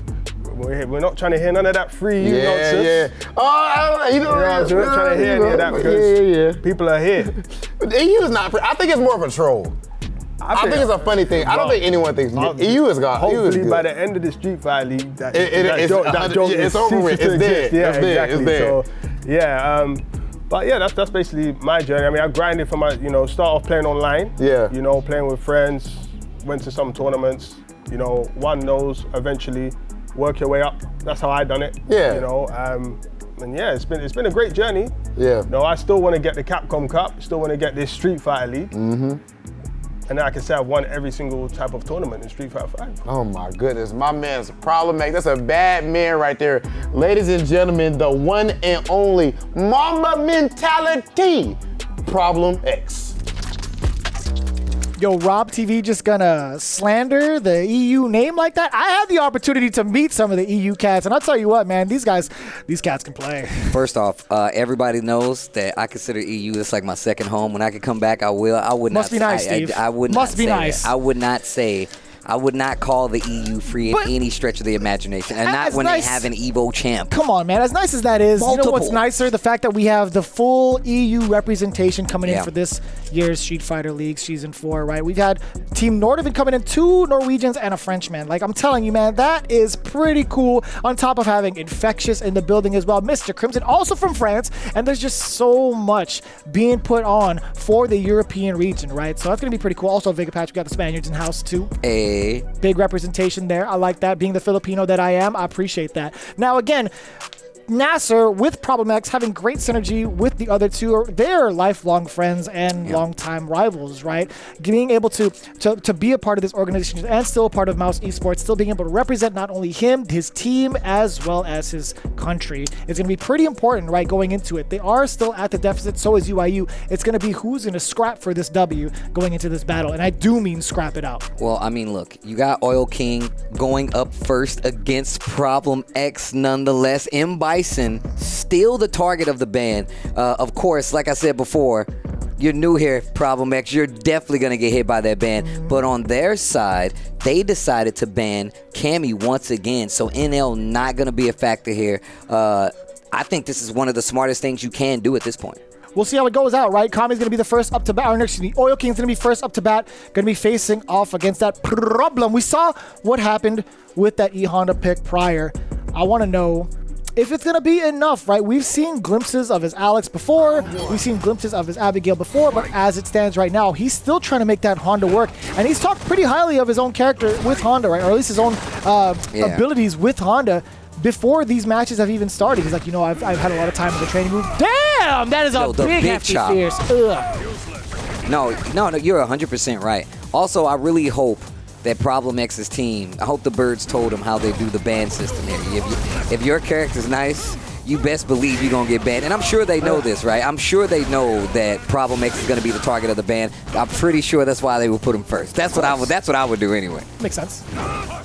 Not saying Problem X ain't nice with any other character that he plays. Just saying, like, if you want a full power team, you want the best options possible, you want to put the person that's been weakened the most in the front of that line so you can have a little backup. You're thinking about it as well. When it comes to the 3-on-3, you're looking at the other order. It's like, okay, well, are they going to put their strongest player first? All right, well, I'm going to get rid of that because I'm slightly toned down because I don't have my main. And you can hear Angry Bird already popping off for the mans getting that W, or at least getting the first round as Honda. No contention there after that recovery of the headbutt. And just backing up. Oil King playing back pretty far from Honda. That's going to give him a chance to pop that V skill. I don't know if I will do that. Oh, yeah. Headbutt Ting's in it. Always ready with that charge. Wow. EX Hekaton Craze. After the V shift, nonetheless. That medium kick. That was so good. Get scooped. Double scoop. That was going to be a normal. Hand pressure immediately afterwards. Again, just at the tail end of it. Butt slam the cross up. Big counter hit, but still not a lot of damage. Just harassment coming in from the hands. EX Cruel Disaster going to get the carry forward throw. There's Trigger on deck. It's been a while since we've seen one of these, and using the axe kick to get over. Look at the stun. Look at Man's dead. Oh, it's not dead yet. Oh my God, no. The butt. The butt. EX Sumo butt. Honda wins. I can't believe that just happened. Yo, with the Kodashi on the side? I can't the believe short sword? Okay. Bro, all right. Did you see that? I thought he was dead. Did you see the stun? That's a sturdy boy. I thought it was over. E-Honda is that a was the sturdy Chonko stew, boy. Steve. That was the extra Chonko stew. He's never at a caloric deficit. You see this man? He's got the width. He's got the buff-ass arms. His abs still form, by the way. Abs. If you see him stand straight up, that's crazy. I got a couple of uncles that look like that, though. Stomach just out there, wherever, and they would still look like they'll just beat up everybody with a six-pack. Okay. I aspire to have that. Ooh. Hand pressure again. So again, let's talk about the neutral phase of this, right? Problem X is going to be moving, but he flinched at that last second to crouch medium punch, and the counter hit still not making the most of it. From Oil King. Oil King is getting so many instances where I feel like he could take advantage, and this is not good. Look at the damage right there. Oil King is in trouble this round, maybe forfeit, especially with that stun. Man, this is tough. Ooh, and Problem X knowing full well what to do with the trigger afterwards, right? Not going, like he already realized the potential of damage, right? He doesn't want to scale it any further. So just letting it go one time allows Honda to get Oki immediately after. I think that's just unfamiliarity or just unfamiliar territory in general from Oil King when it comes to playing off against this Honda. Really curious. Oh, wow. Stanlight gets to confirm that V-Skill 2. Wow. That V-Skill 2 give you a small extension with Seth. Okay. Oh, yes. Good spacing. Very good whiff punish there. Dash up for Oki as well. Forward throw. What's going to be the pressure situation? Stand light kick. Looking for a frame trap mostly, but here comes that activation. Oh, the back throw. This could spell a lot of danger. You don't even have to charge up for... Dear God, that was an anti-air option from Honda. That was a single anti-air option from Honda. You went from how much life? Near 70% to damage, stun, and death. E-Honda, bro. You think he got the short sword for no reason? He's like, I don't even need this. I'm going to hit you with my head, and you definitely going to be dead. Oh, there's bars. I ain't even try to do that. Either way, oh, my God. E-Honda is definitely a threat out here, bro. Good old DSD. Damage, stun, and death? Damage, stun, and death. Jesus. Look, E-Honda. He's so menacing. He's not even looking at you straight. Look at him. Oh, my God. That's so intimidating. Get away from me. No, like, first off, E-Honda has huge damage output. That V trigger, as you see, no charge on the head, but you said this before. That no charge, that really hurts. I think so he was walking back. I was just saying, like, while in V trigger, I didn't take a look at the meter. I think he was able to just do it anyway, right? Or at least use light headbutt into, like, oh, yeah, you know, once you get the headbutt, you just go straight in the trigger, you get the double hits. Yeah, I just wanted to know if it was going to be like, if he actually spent it, right? Because I wanted to know if it was going to be like the anti-air version and then he pressed the button afterwards to continue it. Because he managed to get, like, what? 4 headbutts? That was the trigger, though. Headbutt, trigger, yeah.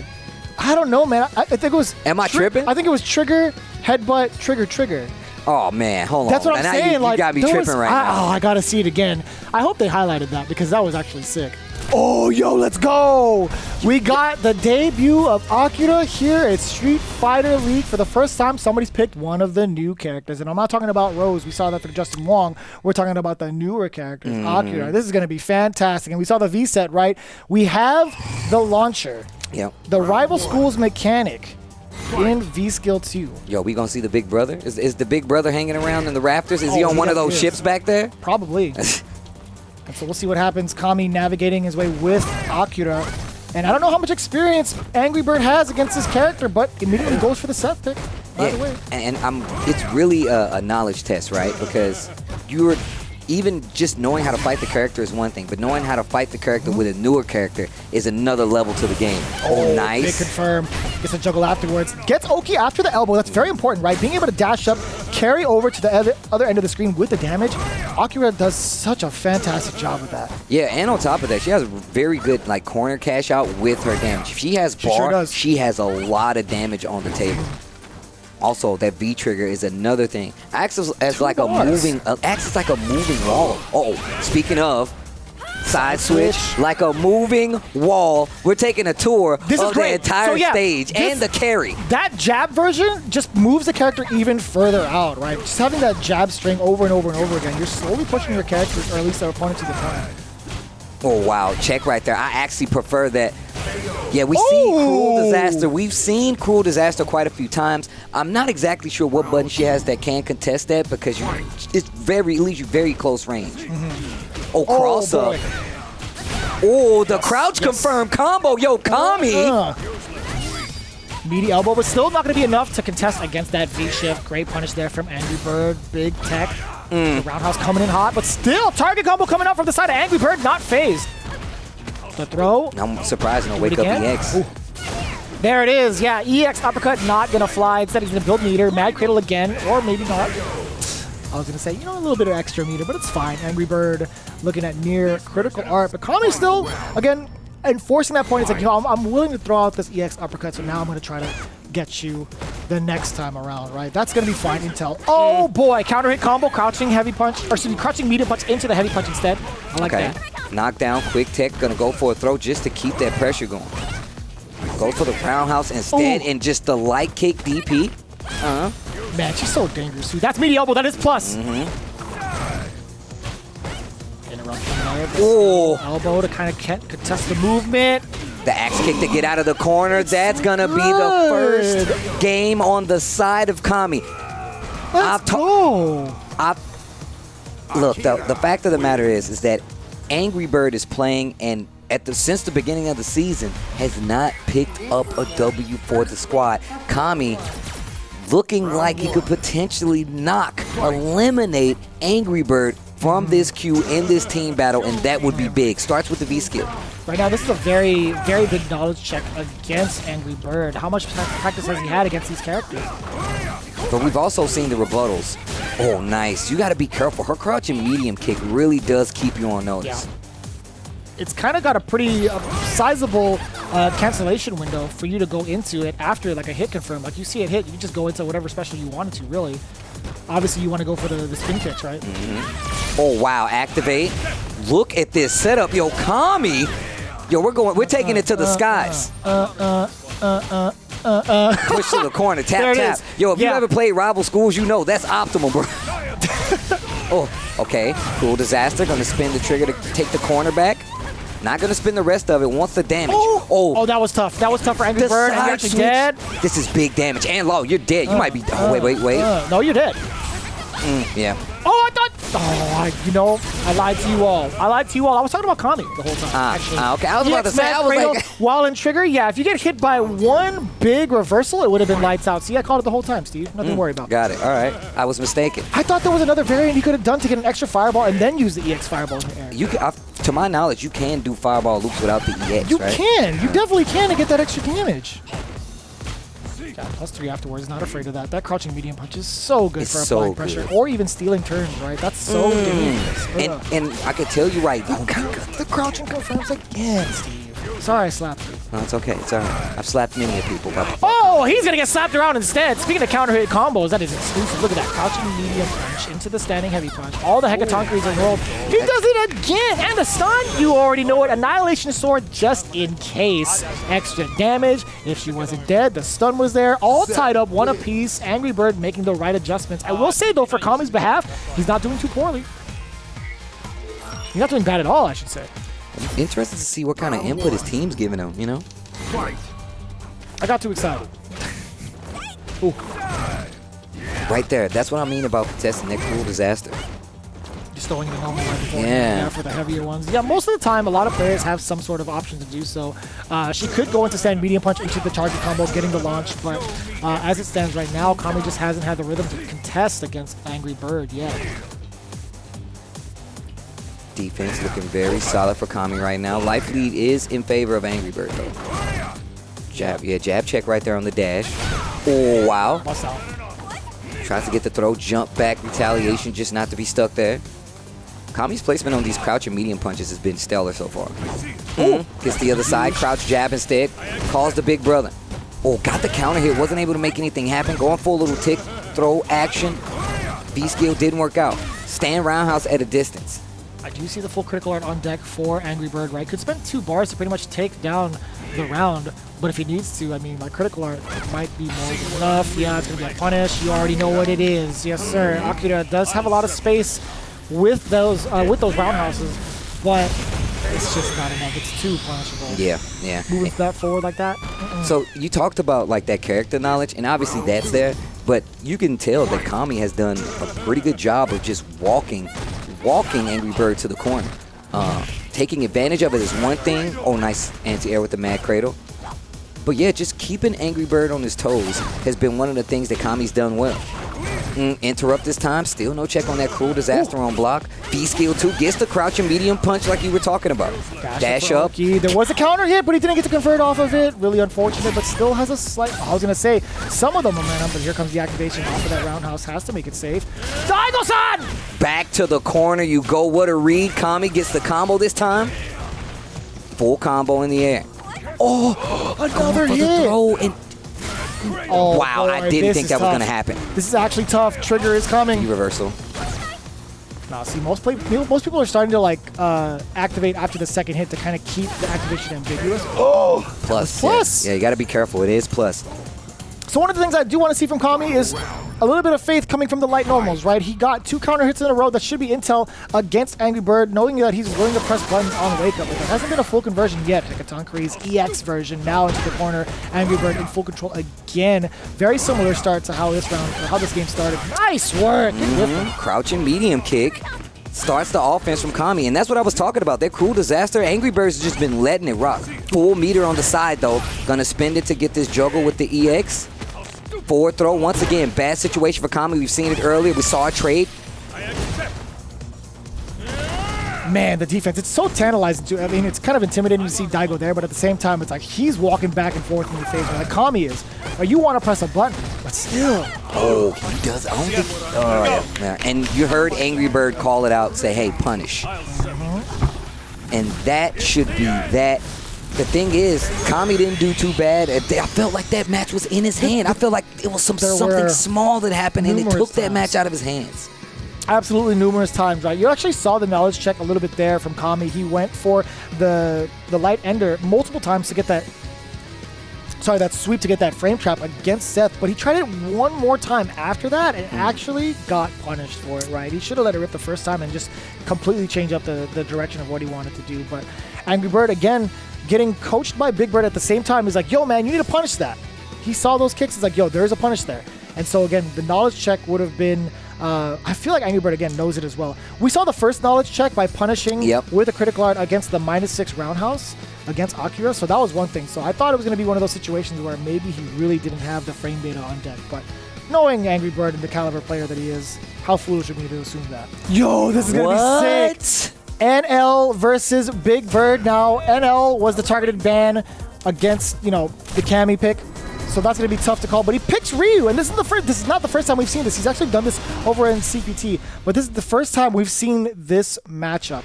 Right? This is the classic right here. See, this is why we need those special intros back, Capcom. If my boys came in and dap fists a la Third Strike, I'd shed a small tear. But here we go. No, I want the new generation one where he put Ryu in a... Oh, the headlock? That's Alpha, bro. Alpha was the headlock, right? But then up close... do they do the fist bump still in new generation? It's Third Strike, it was the dap, bro. Yeah, for sure. I wanted to know what they did before. I think it was the same thing. No, it was the Noogie. It was the Noogie in That was Alpha 3. Alpha. Yeah. For sure. I meant new generation, Steve. 3.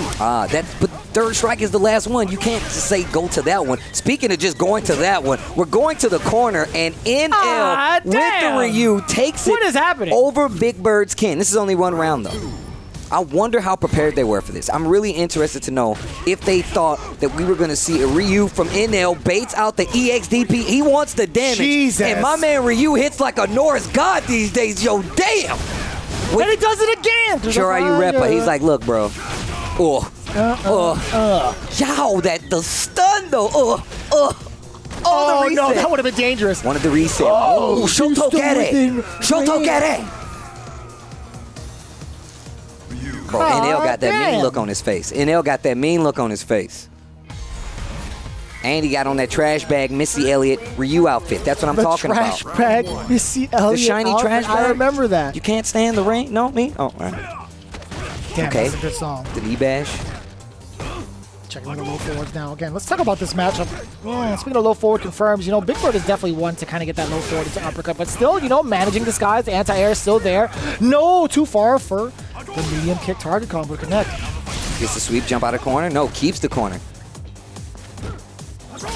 Fireball's gonna look good. Damn, that was still that fast, huh? Point blank range. Right, go. Oh! No whiff punish there from the side of Big Bird. It's kind of tough, right? Still in trigger. You have unlimited fireballs at least. Or, you know, you don't dwindle down the bar with the fireballs, I should say. There's that back throw.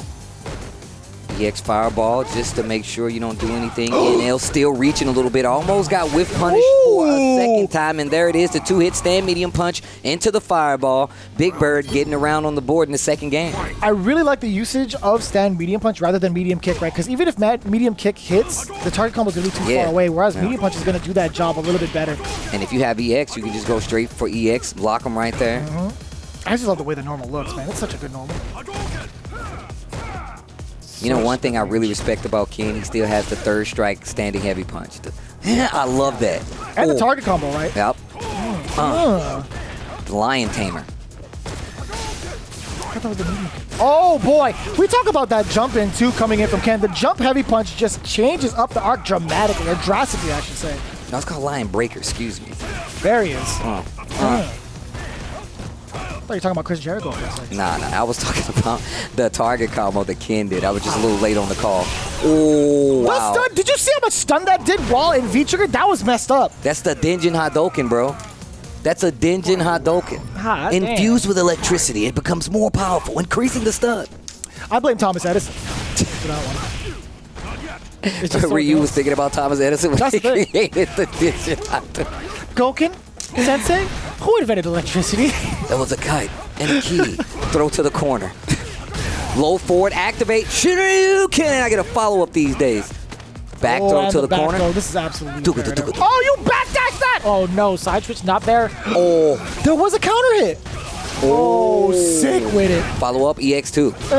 EX enough. No, not yet. The lows are going to do it though if he manages to get it. No, he's back. You can't throw a fireball, bruh. You bet not. You bet not. Big Bird will definitely challenge you. You better stop. That's why you have to stop. Oh, NL definitely felt that one. Again, he ran away with the first round of that game convincingly, near perfect. But man, the look on his face as soon as he got out-footsied, outspaced by Big Bird, he was not happy. You have to think that Big Bird fights Punk. Punk has some of the best neutrals in the game. You think he's going to be afraid to walk up to anybody? No, absolutely not. You gotta have, oh yes, that's what we love to see, right? Confirming, oh, the delay as well! Big Bird is looking nasty right now. Plus frames afterwards, keeping it extra plus 2. And checking with the medium punch, the back medium punch again. Okay, gets the tension again. Oh, that was wrong. Big damage right here. That was a really tough call out, right? Anticipating a throw there from NL, using the throw invo uppercut on reversal. But still, the stun is imminent. Oh, yes, sir. Watch out now. What a jump. What a low forward. Oh. Throw. Oh, gets the confirm. Yeah, you're dead. No. Oh, my God. He woke up and he did it. He's not dead, but he is now set point for NASR over UYU. Wow. What we said when we said, oh, he's dead, we meant if you didn't kill Big Bird here, he's going to come back and kill you. That's what we said. We called it. What do you mean? Back throw. What a time to take your turn. Oh, standing heavy kick. Such a good poke. Was it the drum beat to Jumanji or something? No, bro, that's the noise that the throw makes when he hits you with back throw. I guarantee it. I'm not making it up. I'm not crazy. I never said you. You know what's crazy? This damage incoming. Uppercut as well. Get him out of there. For what it is, a confirm it's a trigger. Oh, let's talk about that in a little bit. Tatsu? Yes, sir. Saving the meter for CA. That next hit can kill now.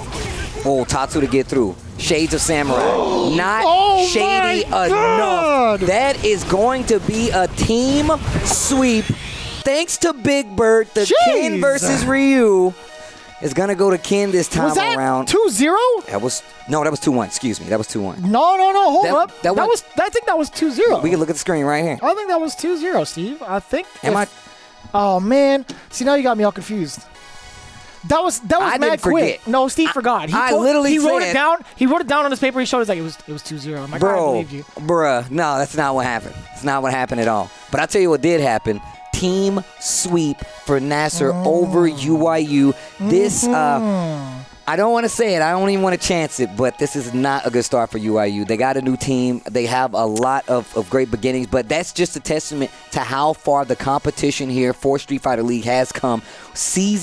Every season has gotten harder and harder to set yourself apart from any other team here because the talent is so stacked. It's an international players ball that we have here. We had it this season, and it's even bigger this season. It's going to be a good one. I know we kind of highlighted some of the bigger threats in both teams, right? UIU with NL, he hasn't found his bearing yet, but I do want to kind of switch up the story a little bit towards NASR, right? With the addition of Problem X. He actually was the targeted band as well as NL, right? But instead, he came forward and pulled it off with that Honda, a 2-0 victory over Oil King, which is mighty significant, right? Because as many wins as you get, you want to make sure you reduce the amount of losses to boost yourself in stats, and I think NASR with Problem X delivered perfectly. Now, if we go back to Problem X, let's talk about the team strategy here. We've seen this a few times before. If they nerf one of your strongest guns, sending them first is not a bad idea. And now if you look at UIU, they sent Oil King first. Oil King did not use Rashid, which is, once again, I still don't understand why. And then NL was still your anchor, even though he was nerfed. So I feel like you need to start taking that into account. You really want to start putting on the table and say, well, hey, look, what if they put their weakest player first? Not their weakest player, but their weakest player first. Problem X, Ryu versus E Honda instead. I felt like that would have been I would have been a lot more accepting of that matchup as opposed to the one we had where NL was last and he was still, you know, handicapped by the fact that he wasn't able to play Cammy. He still could have played Akuma, and I feel like switching up, I feel like the order dynamic is really something that UIU needs to take advantage of. Last season it really hurt them because they had 2 Rashids. They had 2, right? But now they have the opportunity. They had 2 Rashids and 2 sets, by the way. That was so funky. It was so funky. So now they have that opportunity. They have enough character variety. They have enough characters between them. I mean, I'm surprised to see Kami pull out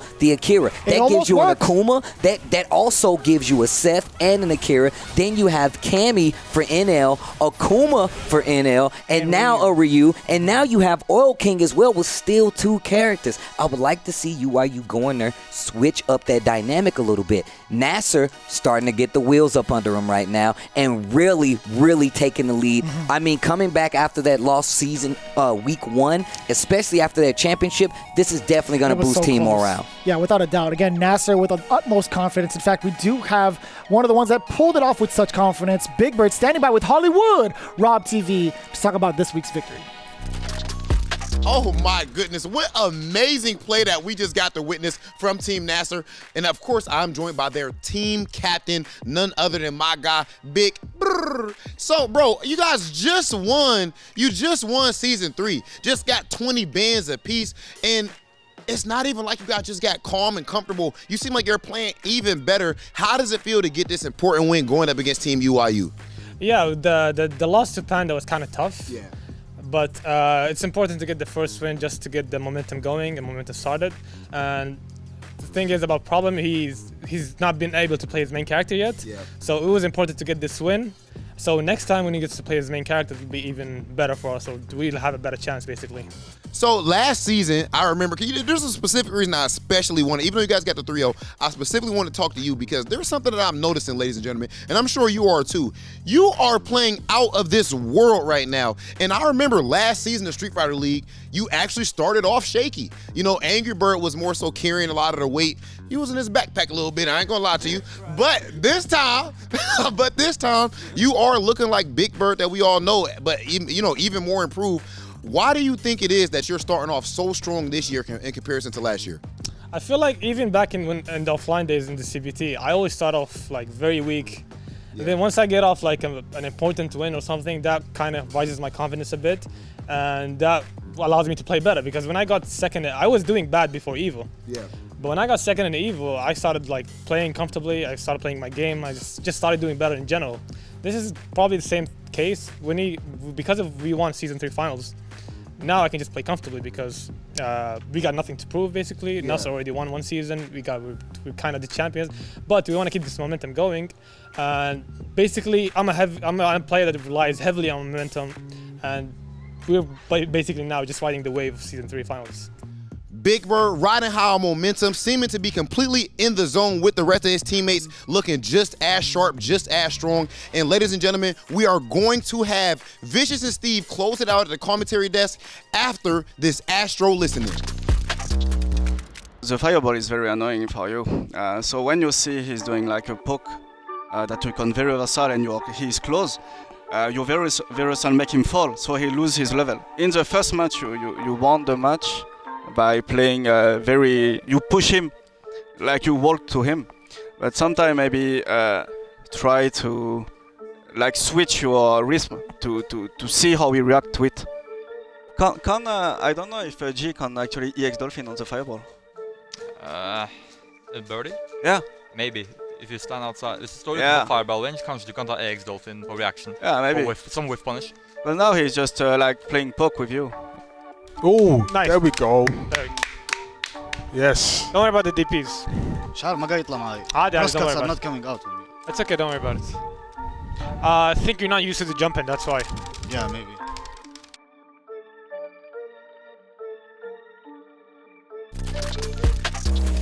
So there you have it, ladies and gentlemen. NASR going in with a W, their first one here in the season. Again, there's going to be so much to look forward to seeing how they develop as a unit with Problem X. Again, slowly finding his bearings with that E-Honda. They fell short last week, but finding the W this week was absolutely crucial. Really excited to see what's going to happen also with Team UIU, right? Still trying to find their way into the door when it comes to their team synergy. I feel like having that boost with NL is a good start, just not enough to transcend them into greatness. Yeah, same thing. It's the same thing. I feel like Problem X is really getting into the swing of things. Angry Bird and Big Bird really picking up the slack, especially from ending last season. UIU, on the other hand, still really struggling to find that stride.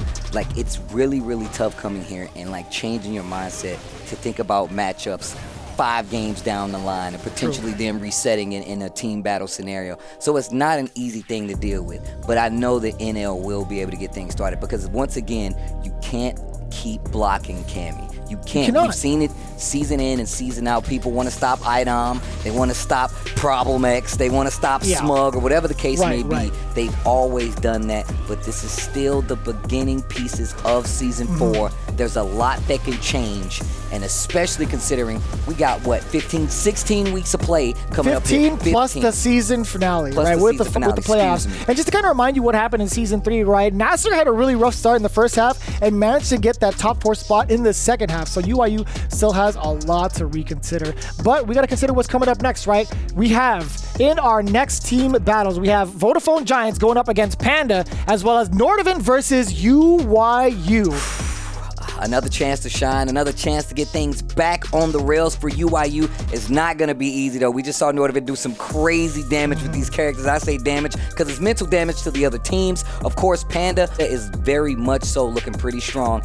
And Vodafone Giants is just another team that you look at that has a bunch of heavy hitters that you really need to be able to stop. That team order is going to be important, and I really and truly hope PANDA's set, signed, sealed, because it's not going to be easy. These new teams have a lot to prove is what I'm trying to say. So I can't wait to get into week 3, actually. I want to see some more of this Justin Wong play, bro. I want to see some more Phenom on him. We'll see what VEGGEY brings to the stage. I also want to see what UYU can change how the season has started so far.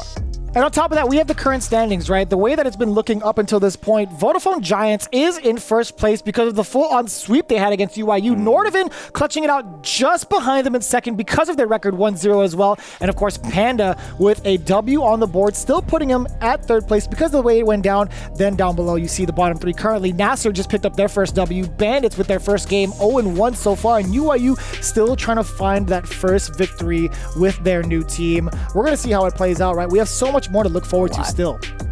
Look, I'm just interested to see how these teams are going to balance out towards the end of the season. I've said this before, you can't keep banning Cammy, right? You only get one chance to ban that Cammy. Second half of the season might turn things around. Also, I want to see some more character variety. I haven't seen so much of that Rashid. I want to see what that's going to do. And you see NORDAVIND feels like they came out swinging in a lot of instances, considering they have so much team synergy. Still needs to get something done with the board-wise, though, to stay up on top of that leaderboard because it's about to get hairy. PANDA on the other side, once again, kind of reformed Alpha 3 team with Justin Wong. A new, more powerful NEPHEW is a good way to start this season the way they've been playing. They've got some expertise. Justin Wong is back at Street Fighter League. They got some ground to grow. What a sentence. Right? It's look, I'm telling you right now, it's a lot to be done. Vodafone Giants is another new team that's really trying to make a staple and make a stamp early because that second half of the season is going to be treacherous. But we're just on week 3. That's right. We have plenty more to go through with next week's battles. Again, Vodafone Giants are going to be facing off against PANDA. They're going to be contesting for that top spot. However, NORDAVIND is also in the mix, facing off against Team UYU, and that's what you could expect for next week's team battles. You guys definitely do not want to miss it. In time, it's going to be a banger. And again, Astro has been a huge component of Street Fighter League, and we have to make sure that you guys know about it as well. With their A40 headsets, that's been the peripheral, the headset and mix amp for these players here at Street Fighter League because these guys have been servicing the FGC for about 10 years now with great audio control. You have full-on EQ settings to maximize the efficiency. You do have comms up and down the block. You can hear the people pressing the buttons. You can hear the smack talk from behind them, and you can hear all the strategy being in play here at Street Fighter League due to the fact that Astro has been supplying us with these A40 headsets. You can pick one up for yourself, checking out the Twitch panel below for your chance to be one of the greats as well using that Astro headset.